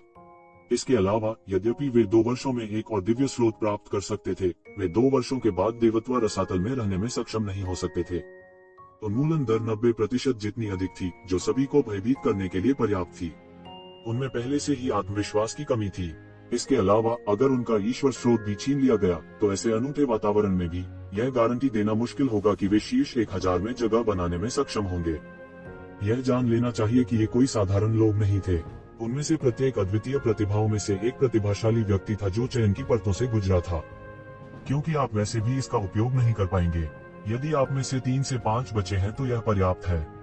संसाधनों को बर्बाद क्यों करें? याओ शेंगियान ने मुस्कुराते हुए कहा। उसने सभी को पूरी तरह से अनदेखा करते हुए सीधे एक बड़ी तोप खोल दी। उसकी बातों से सभी अचानक आग बबूला हो गए। हालांकि अंतिम परिणाम जैसा उन्होंने कहा था वैसा ही होने की संभावना थी। दूसरों को इस तरह से नीचा देखना बस एक सींग के घोंसले में झांकना था। मुझे लगता है कि आपको बहुत अहंकारी नहीं होना चाहिए। एक विशेषज्ञ जिसका पूरा शरीर हरे रंग के शल्कों से ढका हुआ था अंततः अब इसे सहन नहीं कर सका। जोर से चिल्लाने के साथ वह आगे बढ़ गया। हालांकि इससे पहले कि उसका हमला पूरी तरह से शुरू हो पाता उसे याओ शेंगियान की उंगली से तोड़ दिया गया। यह किस तरह का कचरा है? मेरे सामने इतनी अहंकारी होने की तुम्हारी हिम्मत कैसे हुई? याओ शेंगियान ने उपहास किया और उसे थप्पड़ मार दिया। नवागंतुक विशेषज्ञ सीधे मारा गया था। उनका पूरा शरीर एक उल्का की तरह था जो जमीन में गिर गया, जिससे पूरी जमीन हिल गई। हर कोई हौंफने से खुद को रोक नहीं सका। यह नया मास्टर कम से कम पोवांग क्षेत्र के 7वें आसमान पर था, लेकिन वह इतनी आसानी से हार गया था कि वह वापस लड़ भी नहीं सकता था। इस साथी की ताकत की निचली रेखा अथाह थी। सबसे पहले हुआनानु था, अब याओ शेंगियान था। वह इतना मजबूत था कि वह असामान्य रूप से अत्याचारी था। हर कोई मायूस था। यदि उनके विरोधी इतने असामान्य रूप से मजबूत थे तो वे शीर्ष 1000 में अपना रास्ता कैसे मार पाएंगे? शीर्ष 100 या यहाँ तक कि शीर्ष 10 कितने शक्तिशाली होंगे? क्या वह याओ शेंगियान नहीं है? क्या वह फिर से नए लोगों को धमका रहा है? उद्धरण चिन्ह, एक नजर और आप बता सकते हैं। टीएस ये नवागंतुक बड़ी मुसीबत में पड़ने वाले हैं। कहा जाता है कि उनकी खेती सबसे महत्वपूर्ण अवस्था में पहुंच गई है। जब तक उसके पास थोड़ा अवसर है वह एक झटके में पोवांग दायरे के 9वें स्वर्ग में कदम रख सकता है। उस समय उसकी हैसियत उल्टी हो जाएगी। ठीक है, हाँ, मैंने सुना है कि वह अब हर जगह दिव्य स्रोत छीन रहा है। वह वास्तव में अधर्मी है।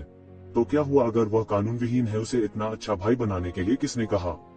वह शीर्ष 10 में एक शक्तिशाली अस्तित्व है। जैसा कि कहा जाता है, भले ही यह भिक्षु के लिए न हो, यह बुद्ध के लिए है। कौन याओ शेंगियान को भड़काने की हिम्मत करता है? हे, हम केवल इन नवागंतुकों को पर्याप्त मजबूत नहीं होने के लिए दोषी ठहरा सकते हैं। क्या उन्होंने यह नहीं कहा कि यह बैच अपेक्षाकृत अत्याचारी है? यह कहा जाना चाहिए कि इन कुछ बैचों की गुणवत्ता खराब नहीं है। ऐसा लगता है कि यह सिर्फ अफवाह है।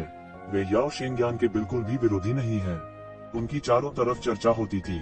यहाँ रहने वाले इन वृद्ध लोगों को जरा सा भी डर नहीं था और उन्होंने सीधे सीधे अपनी बात जोर से कह दी। कई नए लोगों के कानों में पड़ी तो उनके चेहरे बेहद भद्दे हो गए। इस समय हर कोई समझ गया कि देवत्व रसातल में जीवित रहना वास्तव में कठिन था। यह ऐसी दुनिया नहीं थी जहां वे अतीत में बिल्कुल भी हावी हो सके। हालांकि नीली आंखों वाले गोल्डन टॉड का पिछला प्रस्ताव कुछ हद तक स्वार्थी था। यह बिना कारण के जरूरी नहीं था। यदि यह दुनिया बहुत खतरनाक होती तो वे केवल गर्मजोशी के लिए आपस में मिल सकते थे। यह बेहतर हो सकता है। बेहतर होगा कि तुम आज्ञाकारी बनो। मुझे सबसे ज्यादा नफरत है कि लोग मेरा समय बर्बाद कर रहे हैं। अन्यथा भविष्य में बाहर आने के बारे में भी मत सोचो। तुम नवागंतुक अवधि के 2 साल जीवित नहीं रह पाओगे, याओ शेंगियान ने उपहास के साथ कहा, जब तक आप बाहर आने की योजना नहीं बनाते। तो क्या हुआ अगर आप मजबूत हैं? क्या आपको ऐसा करने से जनता के गुस्से का डर नहीं है? किसी ने अनिच्छा से चिल्लाया। याओ शेंगियान ने तिरस्कार पूर्वक उपहास किया, जनता का गुस्सा? यह सिर्फ चींटियों का एक समूह है। क्या आपको लगता है कि मुझे परवाह है? चींटी? क्या चींटी है? चूंकि तुम इतने सक्षम हो तो पहले इस बूढ़े सूर्य की छड़ी खाओ। अचानक एक सुनहरी रोशनी आसमान में उड़ गई और एक लोहे की छड़ी हवा के खिलाफ शून्य में फैल गई। यह बड़ा और बड़ा होता गया, सीधे याओ शेंगियान पर टूट पड़ा। यह बंदर था जिसने एक चाल चली। जैसे ही उसने एक चाल चली, उसके पास पहाड़ों और नदियों को स्थानांतरित करने की ताकत थी। हालांकि वह थोड़ा दुबला पतला दिख रहा था, लेकिन उसकी ताकत शीर्ष पायदान पर थी। बजना, बंदर की लोहे की छड़ी सीधे याओ शेंगियान द्वारा हवा में पकड़ी गई। दोनों पक्षों के बीच की टक्कर ने सीधे सोने और लोहे के टकराने की तेज आवाज की, जिससे अनगिनत चिंगारियां निकली। थप थप थप। बंदर कुछ कदम पीछे हट गया। उसकी अभिव्यक्ति गंभीर हो गई और वह अब पहले की तरह शिथिल नहीं रहा। अगर कोई बारीकी से देखे तो वे देख सकते थे कि उसका हाथ वास्तव में थोड़ा कांप रहा था। उसकी हथेली फट गई थी और धातु की छड़ से ताजा खून बहने लगा था। उसकी आंखें थोड़ी रक्त लाल थी और उसकी पार्श्विक प्रकृति उसके मस्तिष्क पर चढ़ गई क्योंकि वह लगातार धीमी आवाज में गुर्राता था। जहां तक याओ शेंगियान का सवाल है, बस एक हल्का सा झटका लगने पर उसके शरीर की सुन्नता गायब हो गई। तुम बुरे नहीं हो। काफी दिलचस्प है। तुम उस कचरे से कहीं ज्यादा मजबूत हो, लेकिन बुरे नहीं हो। क्या तुम मेरे नौकर बनने में रुचि रखते हो? याओ शेंगियान ने हंसते हुए कहा। उसकी आंखों में एक भयावह आकर्षण था। बदमाश पूरी तरह से चौंक गए। हालांकि वे यह नहीं कह सकते थे कि वे बंदर की ताकत को अच्छी तरह जानते हैं, वे इसे अच्छी तरह समझते थे। यह कुछ ऐसा नहीं था जिससे औसत व्यक्ति निपट सके। इस बदले में उन्हें नुकसान हुआ था। बंदर, जो शस्त्र धारण कर रहा था, उड़ता हुआ भेजा गया था और उसकी हथेली तक टूट गई थी। हालांकि यह केवल एक मांस का घाव था और कोई बड़ी बात नहीं थी, यह उन्हें पूरी तरह से झकझोरने के लिए पर्याप्त था। हे, यह याओ शेंगयान फिर से बदमाशी कर रहा है। हे, यह याओ शेंगयान लोगों को फिर से धमका रहा है। वह एक नवागंतुक को धमका रहा है जो अपनी जड़ों को भी नहीं जानता। उनका मूल रूप एक हरक्यूलियन किंग कॉन्ग बीस्ट है। वह ड्रैगन और हाथियों की शक्ति के साथ पैदा हुआ था और उसका शरीर हीरे की डाली जैसा है। उसे किसी भी खगोलीय कलाकृतियों की आवश्यकता नहीं है, क्योंकि उसकी जाति ने उनके शरीर को आकाशीय कलाकृतियों में विकसित किया है, जिससे वे अतुलनीय रूप से अत्याचारी हो गए हैं। यह एक शारीरिक साधना पद्धति है जिसकी तुलना सम्राट किन की प्रसिद्ध lost art, the secret art of 99 से की जा सकती है। किसके पास बदमाश नहीं थे। उन्होंने उसी रुकी अवधि का अनुभव किया था, इसलिए वे स्वाभाविक रूप से अपने जूनियर्स को भी ऐसा करते देखने की उम्मीद करते थे। उस समय उन्होंने जो कष्ट सहे थे, वे व्यर्थ नहीं थे। हाँ, तुझ में बड़ी ताकत है। मैंने कभी उम्मीद नहीं की थी कि इस दुनिया में मुझसे ज्यादा ताकतवर कोई होगा, पूरा सूरज। बंदर ने हंसते हुए कहा। वह स्वाभाविक रूप से उसी दायरे में उन लोगों का जिक्र कर रहा था। शारीरिक बल की दृष्टि से उनका कुल कतई हीन नहीं था और वे सारे ब्रह्मांड में प्रसिद्ध थे। हालांकि जब शारीरिक शक्ति की पूरी प्रतियोगिता की बात आई तो वे नुकसान में थे। निस्संदेह वह यह भी स्पष्ट था कि इसका मूल कारण यह था कि उसकी साधना याओ शेंगयान की साधना से बहुत कम थी। आम लोगों के लिए उनके कौशल पहले से ही अकल्पनीय रूप से गहरे थे। वह पोवांग दायरे के 9वें स्तर पर कदम रखने और पौराणिक दायरे के शिखर पर पहुंचने से केवल एक कदम दूर था। इसकी वजह यह भी थी कि वह समझ गया था कि याओ शेंगयान कितना भयानक था। वास्तव में कोई था जिसके पास इतने गहन कौशल हो सकते थे। किसी का हुनर की तरह था और किसी का दायरा पानी के घड़े जैसा था। यदि पानी का घड़ा पर्याप्त बड़ा नहीं होता तो चाहे आप उसमें कितना भी पानी भर दें, वह केवल छलकता ही। वह वास्तव में मार्शल आर्ट के बारे में याओ शेंगयान की समझ में रुचि रखते थे। उन्हें डर था कि याओ शेंगयान पहले ही शिखर पर पहुंच चुका है और अकल्पनीय रूप से शक्तिशाली स्तर पर पहुंच गया है। 3 आंखें। आप 3 आंखों वाले स्वर्गीय बंदर कबीले से हैं।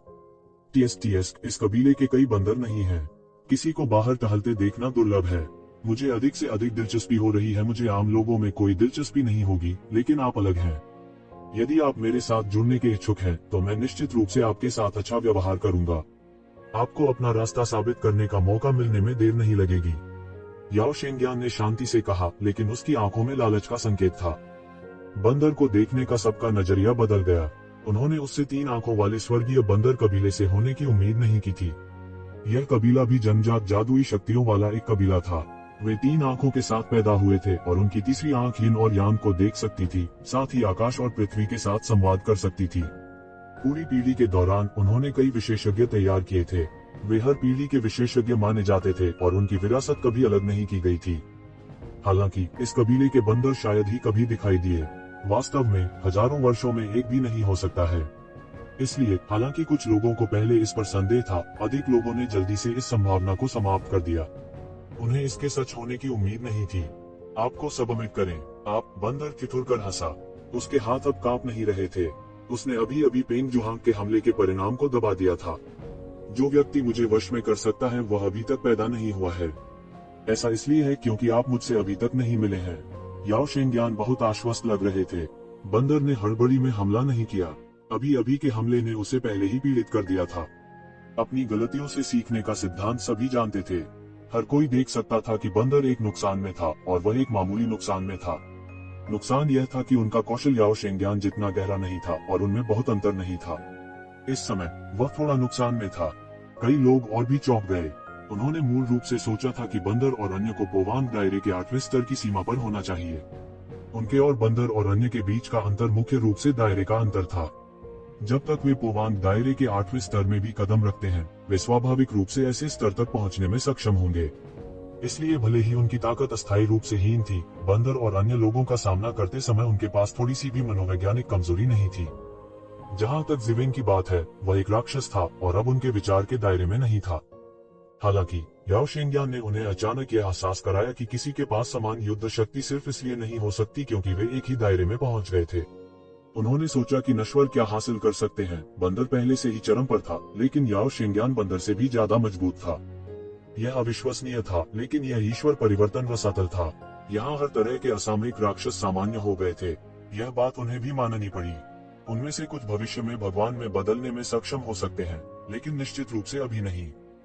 बंदर के हाव भाव भी लगातार बदल रहे थे और वह बेहद भयभीत था।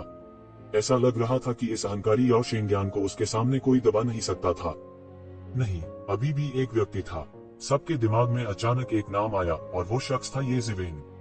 यदि यह पिछली 2 लगातार लड़ाइयों के लिए नहीं थे, तो शायद सभी ने उनके बीच की खाई को स्पष्ट रूप से महसूस नहीं किया होगा, विशेष रूप से वह लड़का जो पोवांग दायरे के 6ठे स्तर पर था, लेकिन नीली आंखों वाले गोल्डन टॉड को हरा दिया, जो पोवांग दायरे का 8वां स्तर, मृत्यु तक। यह सोचते हुए लगभग उसी समय सभी ने अपनी आंखें ये शिवेन की ओर घुमाई। उसने स्वाभाविक रूप से महसूस किया कि हर किसी की निगाहें उसकी ओर मुड़ी हुई थी। उम्मीद थी कि वह दबंग याओ शेंगियान को रोकने के लिए आगे आ सकता है। याओ शेंगियान ने स्वाभाविक रूप से भी इसे देखा। उसकी निगाह आखिरकार बंदर से ये शिवेन की ओर चली गई।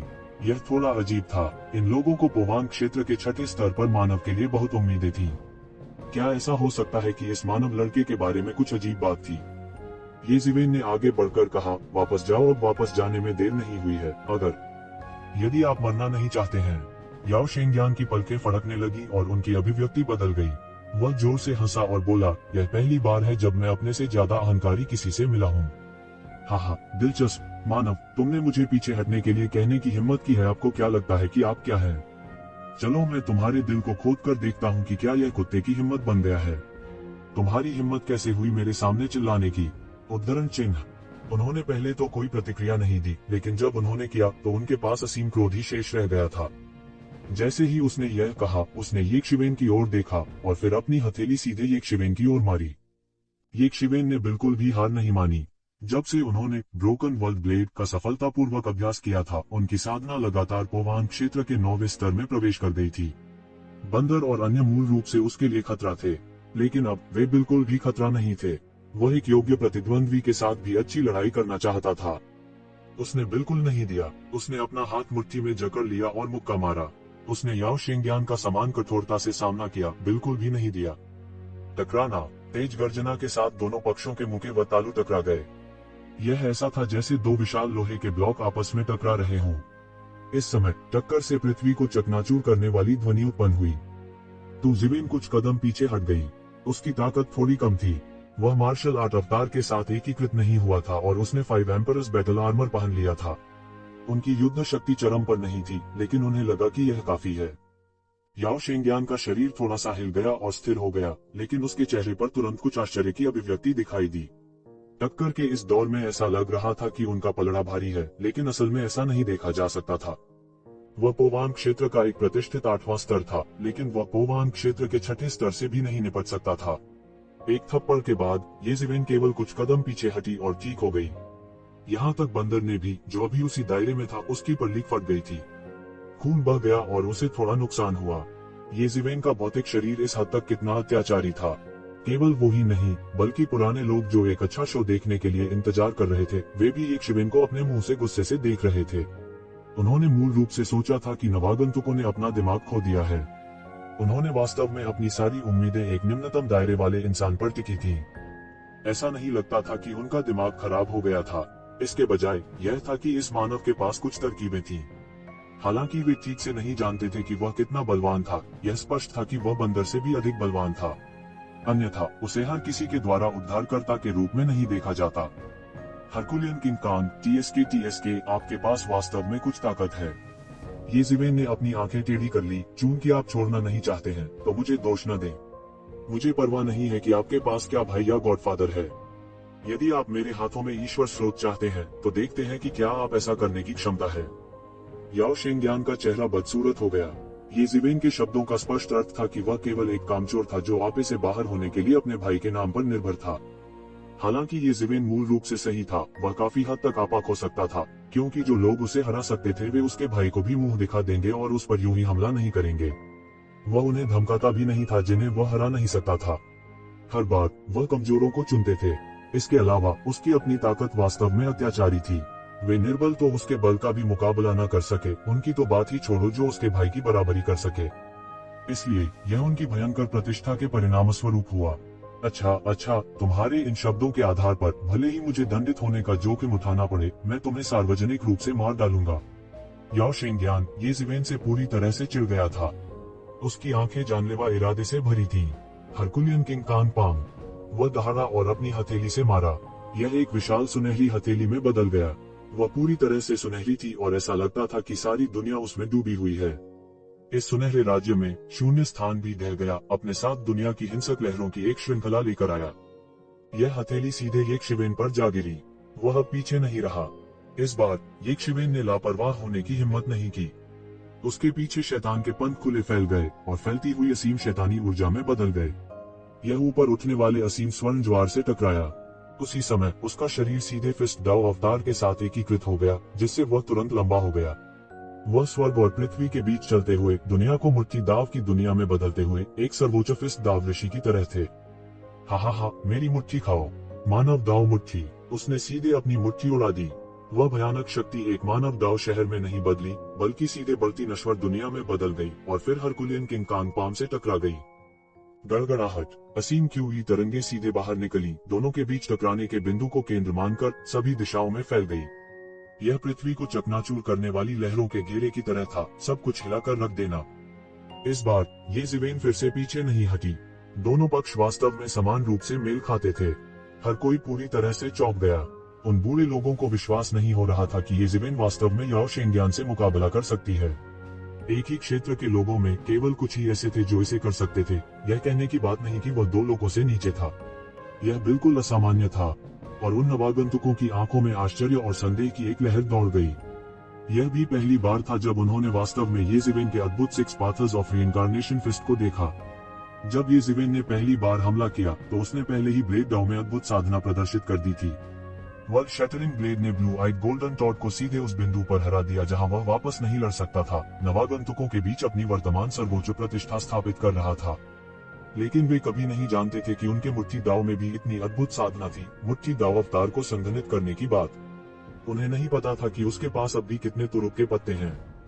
ये सभी लोग अपनी पीढ़ी के नायक थे। ये शिवेन को अपना लक्ष्य बनाकर गुप्त रूप से कड़ी मेहनत कर रहे थे।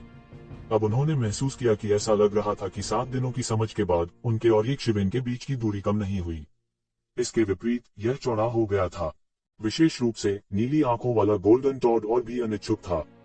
जब ये जिवेन ने उसे पहले हराया था तो वह मुट्ठी दाव अवतार के साथ विलय भी नहीं कर पाया था। दूसरे शब्दों में ये जिवेन ने स्पष्ट रूप से उसे गंभीरता से नहीं लिया और वह उसे अपनी पूरी ताकत का उपयोग भी नहीं करवा सका। उसने अपनी मुट्ठी बंद कर ली और शून्य में 2 लोगों को देखा। बुरा नहीं है, मुझसे एक और मुक्का लो।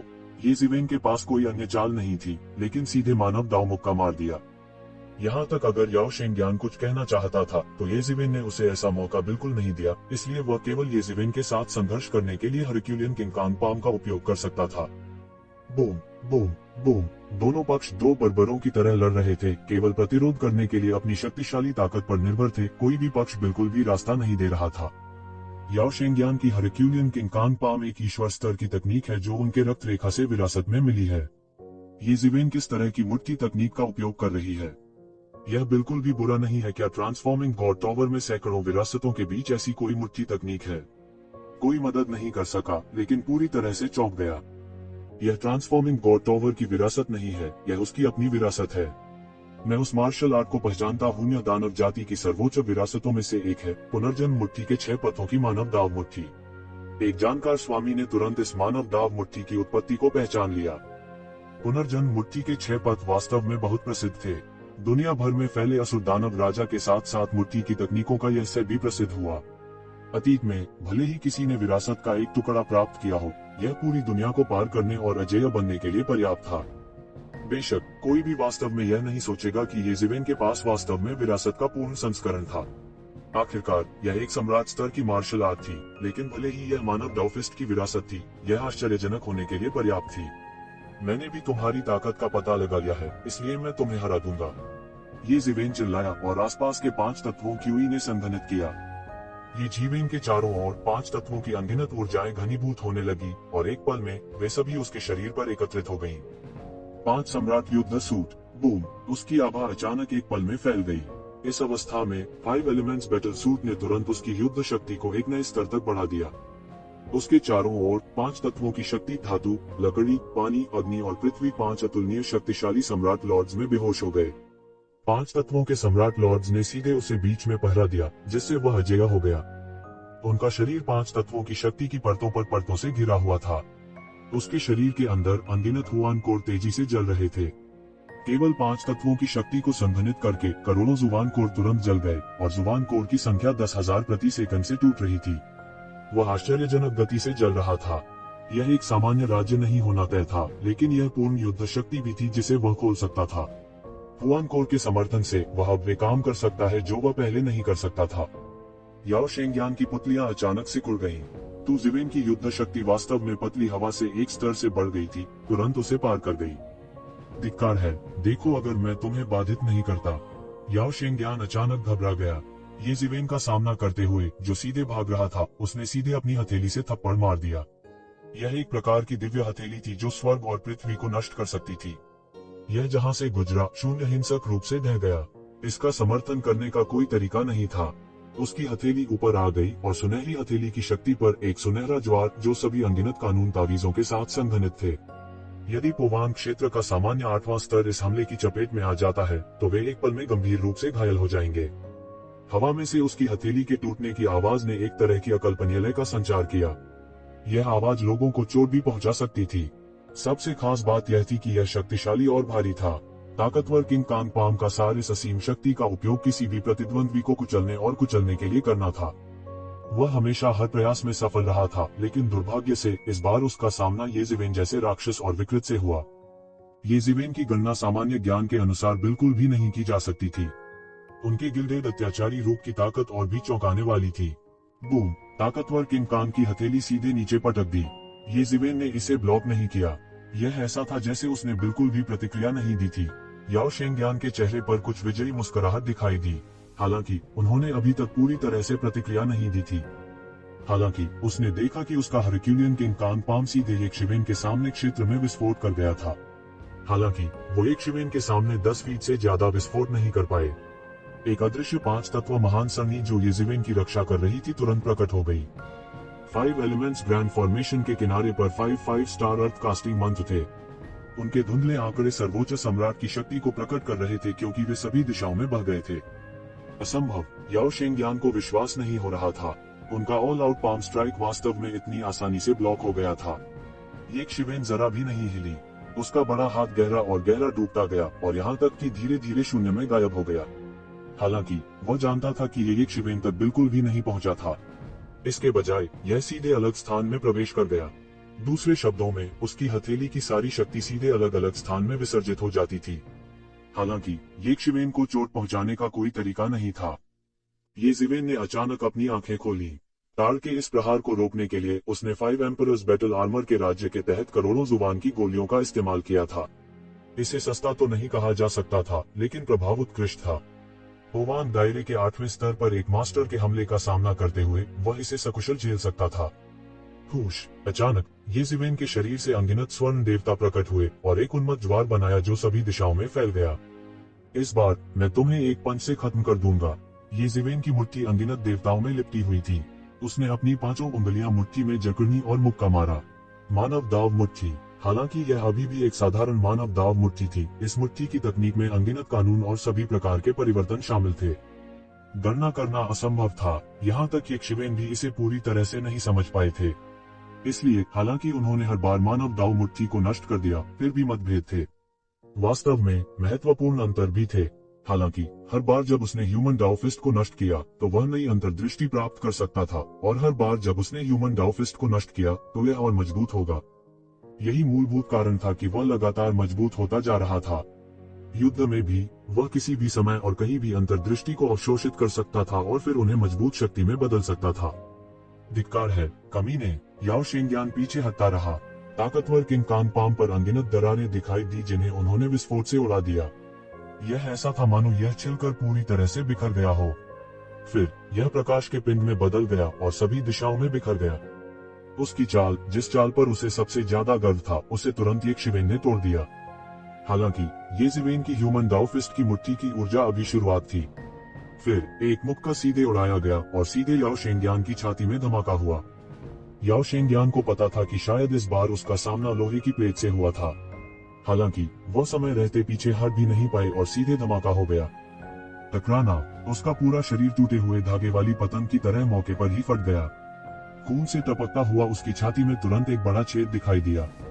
यहाँ तक येज़िवेन ने भी सीधे प्रवेश किया था। जिस भौतिक शरीर पर उसे इतना गर्व था, वह येज़िवेन की ह्यूमन डाउ फिस्ट के सामने कुछ भी नहीं था। वास्तव में वह अपने घावों को ठीक भी नहीं कर सका। वह अभी भी किसी भी समय और स्थान पर मानव दाव मुट्ठी की शक्ति से जल रहा था। क्या तुमने हमें नीचे नहीं देखा? क्या तुमने नहीं सोचा था कि तुम महान हो? यह पता चला है कि तुम केवल इस स्तर पर हो। मैंने अभी भी तुम्हें कम आंका है। येज़िवेन उपहास किए बिना नहीं रह सके। उसकी आंखों में थोड़ा तिरस्कार था। वह इस तरह के अस्तित्व को हेय दृष्टि से देखता था जो कमजोरों को धमकाता था और ताकतवर से सबसे ज्यादा डरता था। याओ शेंगयान इतना गुस्से में था कि उसने फिर से मुंह से खून उगल दिया। वह जीवन भर अहंकारी रहा। हालांकि यह आंशिक रूप से उनके भाई के कारण था। क्या वे स्वयं भी एक अद्वितीय प्रतिभा नहीं थे? उनके पास एक अजेय स्वभाव था और उनके लिए भविष्य में अपने ताऊ को साबित करने की उम्मीद थी। इससे पहले उसे इतना बड़ा नुकसान कभी नहीं हुआ था। इस तरह हेय दृष्टि से देखे जाने की तो बात ही क्या। धिक्कार है मानव, मैं निश्चित रूप से तुम्हें मार डालूंगा। तुम्हें मारने के बाद मैं तुम्हारे पूरे कबीले को जमीन पर गिरा दूंगा। मैं उस दुनिया को भी नष्ट कर दूंगा जिसने तुम्हें जन्म दिया। बस अपनी मृत्यु की प्रतीक्षा करो। लगता है याओ शेंगयान पागल हो गया है। उसे येशिवेन द्वारा पागलपन के रास्ते पर मजबूर किया गया था। उसकी आंखें येशिवेन को घूर रही थीं। यह सुनते ही येशिवेन की आंखें अचानक खुल गईं। वह देख सकता था कि यह याओ शेंगयान निश्चित रूप से एक व्यक्ति था जो उसने जो कहा वह करेगा। चूंकि उसने ऐसा कहा था, इसलिए सबसे अधिक संभावना है कि वह अंत में ऐसा ही करेगा। सिर्फ इस वाक्य के कारण तुम्हें मरना ही होगा। तुमने मुझे पूरी तरह से क्रोधित कर दिया है। येज़िवेन की आंखें ठंडी थी और उसकी आंखों में एक जानलेवा इरादा था। हा, सिर्फ तुम्हारी वजह से। याओ शेंगयान जोर से हंसा। उसके पूरे शरीर पर लगे घाव वास्तव में ठीक होने लगे। एक विशाल आकृति सीधे उसके शरीर में समा गई। यह उनका मार्शल आर्ट अवतार था।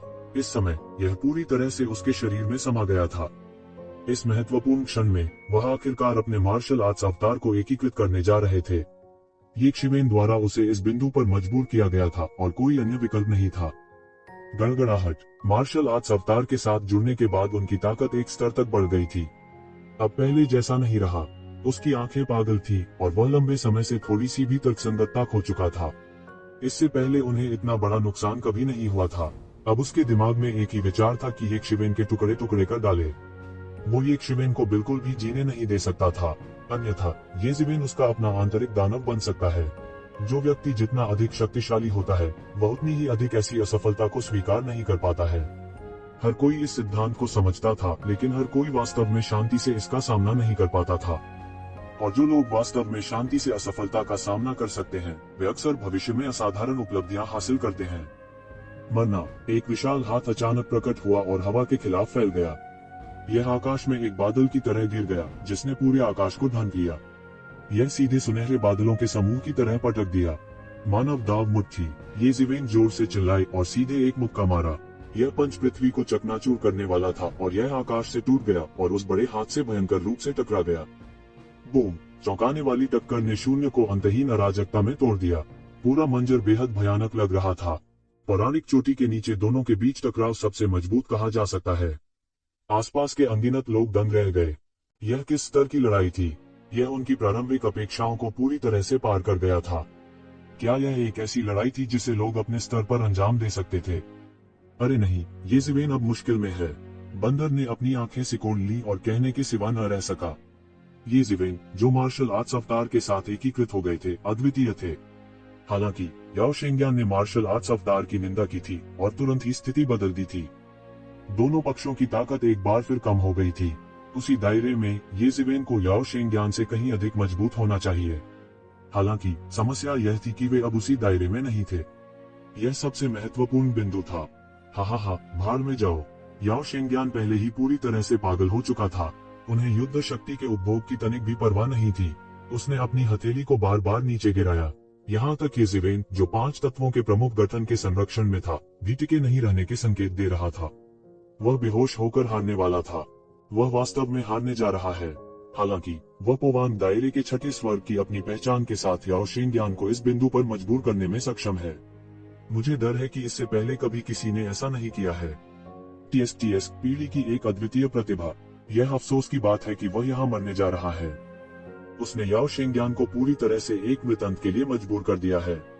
अगर उसे नहीं मारा गया तो याओ शेंगयान भविष्य में कैसे जीवित रहेगा? मुझे डर है कि याओ शेंगयान को उसे मारने के बजाय दंडित किया जाएगा। नहीं, देखो कि ये जिवेन ने अभी तक हार नहीं मानी है। सभी ने जल्दी से मुड़कर देखा और देखा कि याओ शेंगयान के हमले के तहत ये जिवेन, जो केवल बचाव करने में सक्षम लग रहा था, विस्फोट के कगार पर था। उनके शरीर में अनगिनत तलवार आभा उनके छिद्रों से बाहर निकली, जो तुरंत तलवार अवतार में संघनित हुई। फिर यह तलवार अवतार सीधे उनके शरीर में चला गया। बूम! हवा की लहरें बह निकली और असीम प्राइमल कैस की ओर बढ़ गईं। मरना। याओ शेंगयान, जिसे अभी तक यह महसूस नहीं हुआ था कि क्या हो रहा है, उसके दिल में थोड़ी बेचैनी महसूस हुई। उसने पहले हमला करने का फैसला किया। इससे कोई फर्क नहीं पड़ता कि वह किस प्रकार की शक्ति अभी भी प्रकट कर सकता है, आधार यह था कि वह उसे मुक्त कर सकता था। उसकी हथेली सीधे नीचे की ओर झुकी, बड़ी और बड़ी होती गई। उसने अपने शरीर में सारी शक्ति केंद्रित कर दी, एक हथेली से ब्रह्मांड पर हावी होना चाहता था। पहले की धीमी गति से अब उसे संतोष नहीं हो रहा था। टकराना। अचानक उसने महसूस किया कि उसकी हथेली को और भी शक्तिशाली बल द्वारा अवरुद्ध कर दिया गया है। बूम! फिर एक और बड़ी गर्जना हुई और उसने जो बड़ा हाथ बनाया था वह मौके पर ही कुचल गया। वह चिल्लाया और बार बार पीछे हट गया। उसका पूरा हाथ ये जिवेन द्वारा एक खूनी धुंध में जकड़े जाने वाला था। अगर वह थोड़ी देर बाद पीछे हटता तो उसे ये शिवेन ने मौके पर ही पकड़कर मार डाला होता। हालांकि उसका हाथ कुचला नहीं गया था, फिर भी वह उससे दूर नहीं था। उसके पूरे हाथ की हड्डियां पूरी तरह टूट चुकी थीं। उसकी आंखों में खौफ का साया कौंध गया।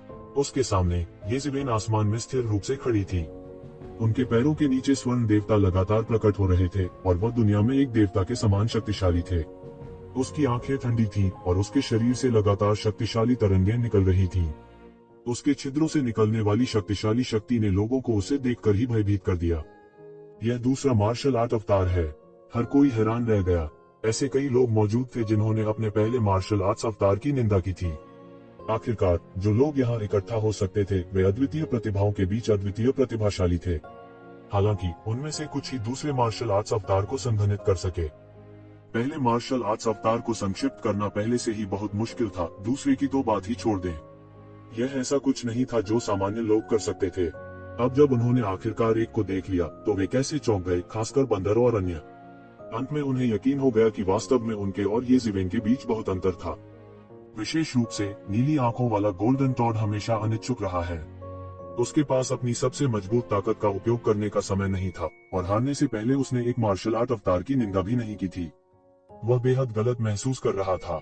हालांकि ऐसा लगता था कि भले ही वह एक मार्शल आर्ट अवतार की निंदा करता है, वह केवल कुचला जाएगा। हो सकता है कि वह पहले मार्शल पाथ अवतार का सामना करने में भी सक्षम न हो, अकेले ही उसे दूसरे मार्शल पाथ अवतार का उपयोग करने के लिए मजबूर करें। आप वास्तव में कर सकते हैं। आप वास्तव में कर सकते हैं। याओ शेंगयान इस पर विश्वास नहीं कर सके। कोई आश्चर्य नहीं कि वह उसके लिए कुछ भी नहीं कर सका, चाहे कुछ भी हो। उन्होंने वास्तव में एक दूसरे मार्शल आर्ट अवतार की निंदा की थी। ताकत का यह स्तर बस धरती को चकनाचूर कर देने वाला था।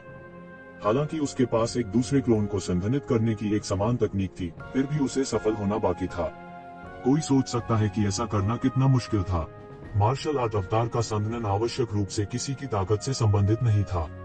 कई विशेषज्ञ जो दाव क्षेत्र में पहुंच चुके थे, वे कुछ मार्शल आर्ट अवतारों को भी संक्षिप्त नहीं कर सके। यह अवसरों, प्रतिभाओं और कई अन्य पहलुओं से संबंधित था। ताकत स्वाभाविक रूप से उनमें से एक थी, लेकिन यह एकमात्र पहलू नहीं था जो जीत या हार को निर्धारित करता था। मुझे इस बिंदु पर मजबूर करने में सक्षम होने के लिए आप बहुत अच्छे हैं, ये जिवेन ने कहा। ऐसा लगता था कि वह उसकी तारीफ कर रहा है, लेकिन उसके चेहरे पर तारीफ का लेशमात्र भी भाव नहीं था। इसके विपरीत उसके चेहरे पर कुछ भयावह भाव था। ठीक है, खेल यहाँ समाप्त होता है। हुश! उसी समय ये शिवेन ने अपनी चाल चली। उन्होंने किसी मार्शल आर्ट का भी इस्तेमाल नहीं किया। उन्होंने सिर्फ एक थप्पड़ मारा। टकराना। सब कुछ एक चरमोत्कर्ष पर पहुंच गया था। याओ शेंगयान के पास प्रतिक्रिया देने का समय भी नहीं था। उन्हें सीधे थप्पड़ मारा गया। जब वह बल द्वारा थप्पड़ मारा जाने वाला था तो उसने पाया कि वह अनजाने में बल द्वारा तय किया गया था। वह केवल इस राक्षसी शक्ति का सामना कर सकता था। टकराना, टकराना, टकराना। पलक झपकते ही ये जिवेन ने पहले ही हजारों थप्पड़ मार दिए थे। याओ शेंगयान को सीधे एक सुअर के सिर पर थप्पड़ मार दिया था। टकराना। अंत में उन्हें एक थप्पड़ से उड़ा दिया गया। उनका भौतिक शरीर, जिसे अतुलनीय रूप से मजबूत कहा जाता था, लगभग टुकड़े टुकड़े कर दिया गया था। पूर्ण शक्ति के सामने याओ शेंग्यान के पास वापस लड़ने की क्षमता नहीं थी। दूसरे मार्शल आर्ट अवतार को संघनित करने के बाद ये ज़िवेन की ताकत पहले की तुलना में दोगुनी होने जैसी आसान नहीं थी। सब कुछ बहुत जल्दी शुरू हुआ था और बहुत जल्दी खत्म हो गया। जिस तरह किसी ने उम्मीद नहीं की थी कि ये ज़िवेन ने वास्तव में इतनी ताकत छुपाई है, किसी ने भी उम्मीद नहीं की थी कि असली लड़ाई इतनी जल्दी खत्म हो जाएगी। याओ शेंग्यान के मार्शल आर्ट अवतार को किसी समय ये ज़िवेन ने हटा लिया था। इस विशाल ऊर्जा में मार्शल आर्ट की उनकी समझ भी शामिल थी। ये शिवेन ने सबके सामने सब कुछ निगल लिया। किसी को यह जानना होगा कि मार्शल डाओ अवतार कुछ ऐसा था जिसे केवल तभी संघनित किया जा सकता था जब एक कल्टीवेटर को एक निश्चित मार्शल डाओ की अत्यंत गहरी समझ हो। यह लगभग एक योद्धा की समझ का सार था और ये शिवेन ने इसे निगल लिया। बूम! अनगिनत ऊर्जाएं ये ज़िवेन के शरीर को कुरेद रही थी। मार्शल आर्ट की अनगिनत जानकारी भी उसके दिमाग में पागलपन की तरह उड़ेल रही थी। याओ शेंग्यान की पूरी खेती तार तकनीक में संघनित थी। यह मार्शल आर्ट अवतार भी हस्तरेखा तकनीक का अवतार था। हालांकि ये ज़िवेन हस्तरेखा तकनीक में भी माहिर है, लेकिन इन वर्षों में उनका मुख्य ध्यान मुक्केबाजी तकनीक, कृपाण तकनीक और तलवार तकनीक पर था। ये तीन मार्शल आर्ट अब समान स्तर पर नहीं थे। अब जब उन्होंने याओ शेंग्यान के हथेली तकनीक अवतार को एक सांस में निगल लिया, तो इसने उन्हें हथेली तकनीक के शिखर पर चढ़ने और एक पल में पकड़ने की अनुमति दी। याओ शेंग्यान ने मार्शल आर्ट में पोवांग रियल मास्टर के सभी सार को लगभग निगल लिया। हालांकि याओ शेंग्यान घमंडी था, लेकिन ताकत के मामले में यह सभी के लिए स्पष्ट था कि वह बिल्कुल हीन नहीं था। उसने केवल यह महसूस किया कि उसके पूरे शरीर की शक्ति लगातार बाहर निकल रही थी और वह वास्तविक सफलता से केवल एक क्षण दूर था। दृश्य मौन था, हर कोई स्तब्ध था और पता नहीं क्या कहना था। धिक्कार है, जानवर! याओ शेंग्यान दहाड़ता रहा। उसका भौतिक शरीर बिखरने वाला था। मैं तुम्हें जाने नहीं दूंगा। मैं चाहता हूं कि तुम्हारा पूरा परिवार, तुम्हारा पूरा खानदान, पूरी दुनिया मर जाए, बिना दफनाने की जगह मर जाए। तुम मौत को दावत दे रहे हो। तू ज़िवेन ने ठंडेपन से सूंघा। उसने एक कदम आगे बढ़ाया और हवा की एक लहर ने आकाश को भर दिया। याओ शेंग्यान को फिर से उड़ा दिया गया। अगर तुम में क्षमता है तो मुझे मार डालो। तुम बिल्कुल हिम्मत नहीं करते। याओ शेंग्यान ने ठंडेपन से कहा, जब तक मैं आज नहीं मरता, मैं चाहता हूं कि तुम मरो। देर सवेर तुम मेरे हाथों मरोगे। ये ज़िवेन की आंखों में मारने का इरादा चमक गया और उसने कहा, तुम मुझे मारने के लिए मजबूर कर रहे हो। वह वास्तव में लोगों को मारना नहीं चाहता था और इस अज्ञात देवत्व रसातल में एक नश्वर शत्रु को भड़काना चाहता था। तुम हिम्मत नहीं करते। याओ शेंग्यान ने इन शब्दों को ठंडेपन से उगल दिया, जैसे कि वह अपनी एकमात्र गरिमा को पुनः प्राप्त कर रहा हो जिसे उसने खो दिया था। लेकिन जैसे ही उसकी आवाज गिरी, आसमान से एक चौंकाने वाली तलवार की रोशनी गिरी और सीधे उसके शरीर में धंस गई। इसने उसके भौतिक शरीर को, जो पहले ही ढहने ही वाला था, पूरी तरह से विस्फोट कर दिया। उसकी आत्मा भी पूरी तरह से फट गई और वह और मरा नहीं जा सकता था। मुझे खेद है, हालांकि मैं परेशानी में नहीं पड़ना चाहता। मुझे इससे नफरत है जब लोग मुझे धमकी देते हैं, खासकर जब वे मेरे परिवार को धमकी देते हैं। ये ज़िवेन ने धीरे से कहा। वह वास्तव में लोगों को मारना नहीं चाहता था, लेकिन महत्वपूर्ण क्षणों में उसे मारने के लिए निर्णायकता की कमी नहीं थी। यह याओ शेंग्यान कानून विहीन होने के आदी थे। अगर उसने कहा कि वह ऐसा करेगा, तो वह अपने पीछे ऐसा निशान नहीं छोड़ेगा। हर कोई हक्का बक्का रह गया। यहाँ तक सबसे पागल व्यक्ति ने भी नहीं सोचा था कि चीजें इस तरह बदल जाएंगी। याओ शेंग्यान वास्तव में ये ज़िवेन द्वारा मारा गया था। बड़ी पागल थी ये दुनिया। याओ शेंग्यान मारा गया। नवागंतुकों के लिए याओ शेंग्यान सिर्फ एक विशेष रूप से अहंकारी वरिष्ठ थे और यहाँ तक एक वरिष्ठ भी थे जो उनके दिव्य स्रोत को जब्त करने आए थे। लेकिन पुराने लोगों के लिए जो लंबे समय से देवत्व रसातल में थे, यह लगभग एक बड़ा भूकंप था। याओ शेंग्यान के मरने से कोई फर्क नहीं पड़ता था। देवता रसातल में हालांकि नियंत्रण थे, ऐसी चीजें अक्सर होती थीं। लेकिन वह सिर्फ याओ शेंग्यान को चाहता था। कोई उसे रोकने के लिए खड़ा क्यों नहीं हुआ, जबकि जाहिर तौर पर वे उसे पसंद नहीं करते थे। ऐसा इसलिए था क्योंकि वह याओ शेंग्यान था। हे भगवान, क्या मैंने इसे गलत देखा? यह पागल है। यह नवागंतुक बड़ी मुसीबत में है। याओ शेंग्यान मारा गया। मुझे डर है कि याओ शेंग्किंग अब पूरी तरह से पागल हो गया है। हे भगवान, मैं चीजों को देख रहा होगा। इस नवागंतुक की हिम्मत कैसे हुई? उसकी इतनी हिम्मत कैसे हुई? हे भगवान, धरती हिलने वाली है। याओ शेंग्यान और याओ शेंग्किंग के बीच हमेशा अच्छे संबंध रहे हैं। अब जबकि याओ शेंग्यान मर चुका है, याओ शेंग्किंग पागल हो गया होगा। शायद वह इन नवागंतुकों को फंसाएगा और उन सभी को मार डालेगा। काफी देर की खामोशी के बाद अचानक सभी चर्चा में आ गए। यहाँ तक बूढ़े लोगों ने भी महसूस किया कि यह अस्वीकार्य था। हे भगवान, ये ज़िवेन बहुत भयंकर है, लेकिन अपने किरदार से वह छोटी से छोटी शिकायत का बदला जरूर लेंगे। के वह एक दोस्त हो सकता है। बंदर हंसा और एक अजीब सी मुस्कान के साथ बोला। उसके आसपास के लोगों की निगाहें अजीब हो गईं। आप वास्तव में शो का आनंद ले रहे हैं और मामला बड़ा होने पर कोई फर्क नहीं पड़ता। ये जिवेन कैसे नहीं जान सकती थी कि याओ शेंगयान को मारने से शायद बड़ी मुसीबत खड़ी हो जाएगी, लेकिन उसके पास और कोई चारा नहीं था। याओ शेंगकिंग शीर्ष 10 में प्रवेश करने में सक्षम थे और उनकी ताकत शायद हुआनानु से अधिक थी। वर्तमान ये शिवेन बिल्कुल उससे निपट नहीं सका। सौभाग्य से उसके पास अभी भी 2 साल थे। ये 2 वर्ष नवागंतुकों के लिए सुरक्षा काल के थे। जब तक वह ताओवादी संस्कार में रहा, याओ शेंगकिंग उसका कुछ नहीं बिगाड़ सका। जब तक वह इस अवधि के दौरान और सुधार करता है, उसके लिए पोवान क्षेत्र के 9वें स्तर के साथ संघर्ष करना कोई समस्या नहीं होगी। कम से कम उसके पास अपनी रक्षा करने की शक्ति होगी। उसने पहले ही इस सब का हिसाब लगा लिया था। यह लापरवाह लग रहा था, लेकिन वास्तव में यह सावधानी पूर्वक विचार करने के बाद था। यह पहले से ही सबसे अच्छा समाधान था जिसके साथ वह आ सकता था। हालांकि उसे अभी भी एक समस्या थी। किसी की हत्या करने के बाद देवत्व रसातल में उसका न्याय कैसे होगा? उसे किस प्रकार की सजा का सामना करना पड़ेगा? यह निश्चित तौर पर सरल नहीं होगा। अन्यथा याओ शेंगयान के अनियंत्रित चरित्र के साथ वह इतना भयभीत नहीं होता। याओ शेंगयान को ये जिवेन ने मार डाला था, इसलिए उसकी संपत्ति स्वाभाविक रूप से ये जिवेन के हाथों में आ गई। हालांकि ये शिवेन निराश थी। यहाँ तक उनके पास भी ईश्वरीय स्रोत के केवल 2 टुकड़े थे। हालांकि जब उन्होंने इसके बारे में सोचा तो यह समझ में आया, यदि उसके पास पर्याप्त संसाधन होते तो उसे अपनी खेती को बनाए रखने के लिए हर जगह लूटपाट करने की आवश्यकता नहीं होती। हालांकि ईश्वरीय स्रोत के 2 और टुकड़े होना हमेशा अच्छी बात थी। उसने पीछे मुड़कर नहीं देखा, न ही उसने उन लोगों की ओर देखा जो उससे मूर्खतापूर्ण रूप से डरे हुए थे। वह सीधे ताओवादी गर्भगृह में वापस चला गया। मैं जानना चाहता हूँ, याओ शेंगयान को मारने की सजा क्या है? ये जिवेन ने कुछ भी नहीं छुपाया और सीधे एल्डर कान से पूछा। भगवान परिवर्तन रसातल में किसी को मारना एक बड़ा या छोटा मामला हो सकता है। आपको अपने जीवन के साथ भुगतान नहीं करना पड़ेगा, लेकिन ऐसा नहीं है कि कोई सजा नहीं है। आमतौर पर कहा जाए तो आपको सीधे ब्लड जेल में फेंक दिया जाएगा। यदि आप रक्त कारागार से जीवित लौट सकते हैं तो यह ठीक है, लेकिन अगर आप वहां मर जाते हैं तो यह एक अलग कहानी है। एल्डर कोन ने हल्के से कहा, जैसे वह कुछ महत्वहीन के बारे में बात कर रहे हो, लेकिन आप एक नवागंतुक हैं, इसलिए आपके पास 2 साल की सुरक्षा अवधि है। इसलिए भले ही आपको ब्लड जेल भेज दिया जाए, यह 2 साल बाद होगा। आप कुछ समय के लिए ठीक हो जाएंगे। हाँ, सच कहूँ तो मैं यहाँ कई सालों से हूँ और यह पहली बार है जब मैंने किसी नवागंतुक की सुरक्षा अवधि को इस तरह की जगह में इस्तेमाल होते देखा है। ये जिवेन भी कुछ शर्मिंदा थी।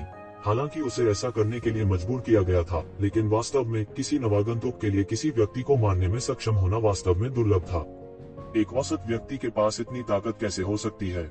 माना कि जो बाहर की दुनिया से आए वे सभी जीनियस थे, लेकिन जो यहाँ रह सकते थे वे सभी जीनियस और अनर्थकारी थे। कहने की बात नहीं, वे इतने लंबे समय से साधना कर रहे थे, इसलिए यह कहना सामान्य था कि वे आपकी तुलना नहीं कर सकते। लेकिन एल्डर कान के शब्दों को सुनने के बाद उन्हें थोड़ी राहत मिली। अभी 2 साल बाकी थे। कम से कम उसे बिना तैयारी के रक्त कारागार में नहीं फेंका जाता। लेकिन फिर भी बहुत आराम मत करो।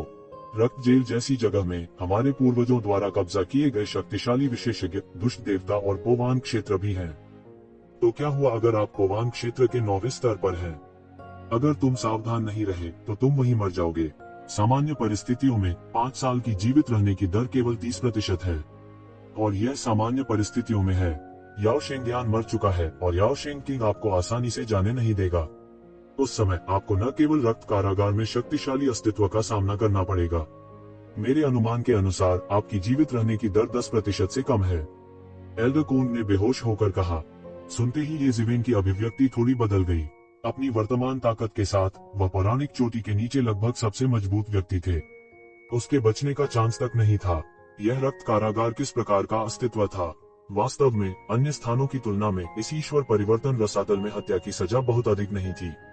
हालांकि जो वास्तव में भयानक था वह जीवित रहने की दर थी। यह सबसे भयानक बात थी। क्या हुआ? क्या आपको इसका पछतावा है? एल्डर कोन ने ये जिवेन की ओर एक फीकी मुस्कान के साथ देखा। ये जिवेन ने अपना सिर हिलाया और कहा, मैं अब पीछे नहीं हट सकता क्योंकि चीजें इस हद तक आ गई हैं। मैं केवल यह कह सकता हूँ कि वह इस विपत्ति का सामना करने के लिए किस्मत में है। उल्लेख करने के लिए नहीं, मैं कभी भी उन चीजों पर पछतावा नहीं करता जो मैं करता हूँ। एक असली आदमी के पास है एक अदम्य भावना। पछताने की कोई जरूरत नहीं है, मेरे पास एक स्पष्ट विवेक है। एल्डर कोन ने संतोष में सिर हिलाया। उसकी आंखों में प्रशंसा का एक दुर्लभ संकेत था। अच्छा, ऐसा सोचना बुरा नहीं है। हालांकि यह आपके लिए एक विपत्ति है, यह आपके लिए एक महान अवसर भी है। हालांकि जीवित रहने की दर अधिक नहीं है। यदि आप जीवित रह सकते हैं तो आपकी साधना कई गुना बढ़ जाएगी। तीसरे क्षेत्र में शीर्ष 10 में उनमें से 3 ने रक्त कारागार से बाहर निकलने के लिए संघर्ष किया है। जहां तक दूसरों की बात है, भले ही उन्होंने किसी को नहीं मारा हो, फिर भी वे स्वयं को संयत करने के लिए रक्त कारागार में जाएंगे। यह कहा जा सकता है कि यद्यपि यह बहुत खतरनाक है, यदि आप जीवित वापस आ सकते हैं तो भविष्य में आपके लिए तीसरे क्षेत्र में जगह होगी। अच्छी बात है, येज़ेवेन के चेहरे पर जरा सा भी डर नहीं था। उसके पास ज्यादा समय नहीं था। यदि वह थोड़े समय में पर्याप्त स्तर तक सुधार करना चाहता था तो स्वाभाविक रूप से उसे कीमत चुकानी पड़ती थी। वह पहले से ही तैयार था। मुझे समय के खिलाफ दौड़ लगाने की जरूरत है। यह मेरे लिए एक महान प्रशिक्षण भी है। भगवान मुझे समय नहीं देता है, इसलिए मैं केवल अपना रास्ता लड़ सकता हूँ। मेरे पास और कोई चारा नहीं है। ट्रेनिंग हॉल की देखभाल करने में मेरी मदद करें। मैं 2 साल के भीतर बाहर नहीं जाना चाहता। मैं नहीं चाहता कि कोई मुझे परेशान करे, येज़ेवेन ने कहा और बिना पीछे देखे ट्रेनिंग हॉल की गहराई में चली गई। चिंता मत करो, 2 साल की रूकी सुरक्षा अवधि नियम है। कोई भी इस तरह के नियम को नहीं तोड़ सकता है। यहाँ तक अगर याओ शेंग किंग व्यक्तिगत रूप से आए तो यह बेकार होगा, एल्डर कोंग ने कहा। जैसे ही येज़ेवेन ने बंद दरवाजे के प्रशिक्षण में प्रवेश किया, बाहरी दुनिया पूरी तरह से फट चुकी थी। चाहे वह नए लोग हों या जो लोग शो देख रहे थे, उन्हें उम्मीद नहीं थी कि चीजें इस तरह से बदल जाएंगी। हालांकि वे शो देख रहे थे और उन्हें इस बात से कोई फर्क नहीं पड़ रहा था कि मामला इतना बड़ा हो जाए, लेकिन उन्होंने कभी नहीं सोचा था कि बात इस मुकाम तक पहुंच जाएगी। याओ शेंगयान की मृत्यु कुछ भी नहीं थी। हालांकि इस मामले में शीर्ष 10 विशेषज्ञों में से एक याओ शेंग किंग शामिल थे। जैसा कि सभी जानते थे, याओ शेंग किंग और याओ शेंगयान के बीच बहुत अच्छे संबंध थे। यही कारण भी था कि हर कोई याओ शेंगयान को बर्दाश्त कर सकता था। भले ही वे साधु को चेहरा नहीं देना चाहते थे, फिर भी उन्हें बुद्ध को चेहरा देना पड़ा। अब जबकि याओ शेंगयान मर चुका है तो इससे एक चौंकाने वाली लहर दौड़ जाएगी। जहां तक नवागंतुकों की बात है, हालांकि वे अवाक थे, फिर भी वे कुछ नहीं कह सके। भले ही उन्हें याओ शेंग किंग के गुस्से का सामना करना पड़े, क्या ऐसा हो सकता है कि येज़ेवेन उनके लिए खड़ा होना गलत था? चाहे वे कितने भी निर्दयी क्यों न हो, वे ऐसी बात नहीं कहते। निश्चित रूप से इस मामले को देवता परिवर्तन रसातल के तीसरे जिले में फैलने में देर नहीं लगी। ऐसा नहीं था कि येज़ेवेन और याओ शेंगयान का इतना बड़ा प्रभाव था, लेकिन शीर्ष 10 विशेषज्ञ याओ शेंग किंग से संबंधित कोई भी चीज तीसरे जिले में अनगिनत लोगों का ध्यान आकर्षित कर सकती थी। यहाँ तक इस उम्मीदवार में अन्य शीर्ष 10 विशेषज्ञ भी शामिल थे। अपने आप को जानो और अपने शत्रु को जानो और तुम हमेशा विजयी रहोगे। कुछ लोगों द्वारा आग में घी डालने के साथ ही यह मामला तीसरे जिले में रातों रात सबसे गर्म विषय बन गया। और याओ शेंग किंग ने सभी को निराश नहीं किया। अपने भाई की मृत्यु के बारे में जानने के बाद, हालांकि वह अभी भी खेती कर रहा था, उसने येज़ेवेन को बाहर खदेड़ने और उसे बिना दफनाने के मरने देने का आदेश भी जारी किया। यह सिर्फ इतना था कि वह अभी भी धोखेबाज सुरक्षा अवधि में था। याओ शेंग किंग के दबंग रवैये के साथ भी वह देवता परिवर्तन रसातल के निहित नियमों को चुनौती नहीं दे सका। नियम थे और कोई उन्हें तोड़ नहीं सकता था। तो अब वो क्या कर सकता था कि वो येज़ेवेन पर कड़ी नजर रखे ताकि वो बच न सके। 2 साल की सुरक्षा अवधि के लिए बाकी साधारण था। भले ही याओ शेंग किंग ने डोजो को उड़ा दिया हो, देवता परिवर्तन रसातल के लोग हस्तक्षेप नहीं करेंगे। अधिक से अधिक वे उसे घटना के बाद रक्त कारागार में फेंक देते। बलवान राजा थे और निर्बलों के खड़े होने की जगह न थी। यहाँ भी यही नियम था। यदि आप धमकाना नहीं चाहते हैं तो जल्दी से मजबूत बने। यह देवता परिवर्तन रसातल का अव्यक्त नियम था। हालांकि बाहर अनगिनत जोड़ी आंखें थी, येज़ेवेन को इस तरह की जागरूकता नहीं थी। इसके बजाय उन्होंने एकांत में खेती करना शुरू किया। इस बार उसकी फसल छोटी नहीं थी। हालांकि उन्होंने ईश्वरीय स्रोत के केवल 2 टुकड़े प्राप्त किए। सबसे महत्वपूर्ण बात यह थी कि याओ शेंगयान के मार्शल आर्ट अवतार को निगलने के बाद तार ताओ के बारे में उनकी समझ में भी कई गुना सुधार हुआ था। एक ही सांस में उनके मार्शल आर्ट ने काफी तरक्की कर ली थी। 7 दिनों की समझ के बाद उन्होंने पहले ही अपने दायरे को पोवांग दायरे के 9वें स्तर पर मजबूती से समेकित कर लिया था। उसके लिए इस समय को तोड़ना केवल समय की बात थी। लेकिन फिर भी अगर वह कम समय में छलांग और सीमा में सुधार करना चाहता है तो ऐसा दिव्य स्रोत की शक्ति की मदद से करना संभव होगा। उनका दायरा काफी था। यह काफी बड़ा तालाब खोदने जैसा था, लेकिन उसे भरने में समय लगेगा।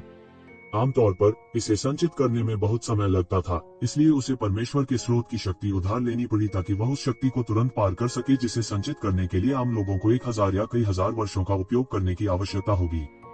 वह हवेली के सबसे गहरे हिस्से में पालथी मारकर बैठ गया और उसके चारों ओर के सभी प्रतीकात्मक कानून प्रकट हो गए।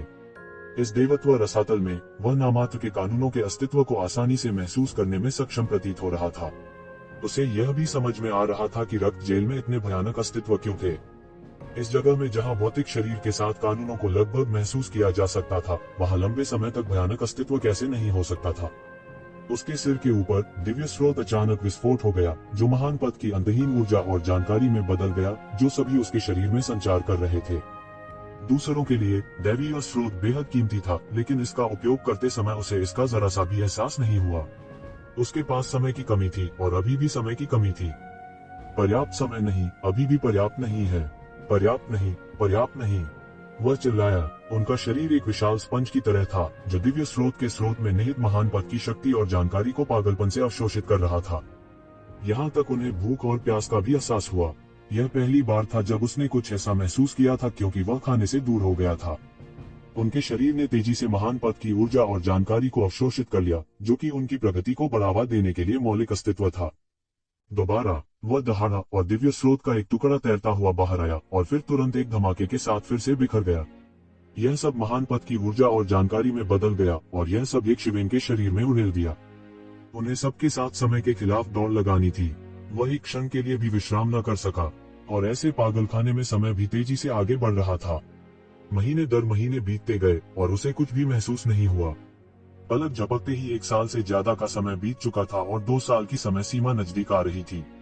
इस समय ये ज़िवेन, जो साधना के निकट था, को ऐसा महसूस हो रहा था कि उसके पूरे शरीर में आग लगी हुई है और अनगिनत लपटें सीधे उसके शरीर से जल रही हैं।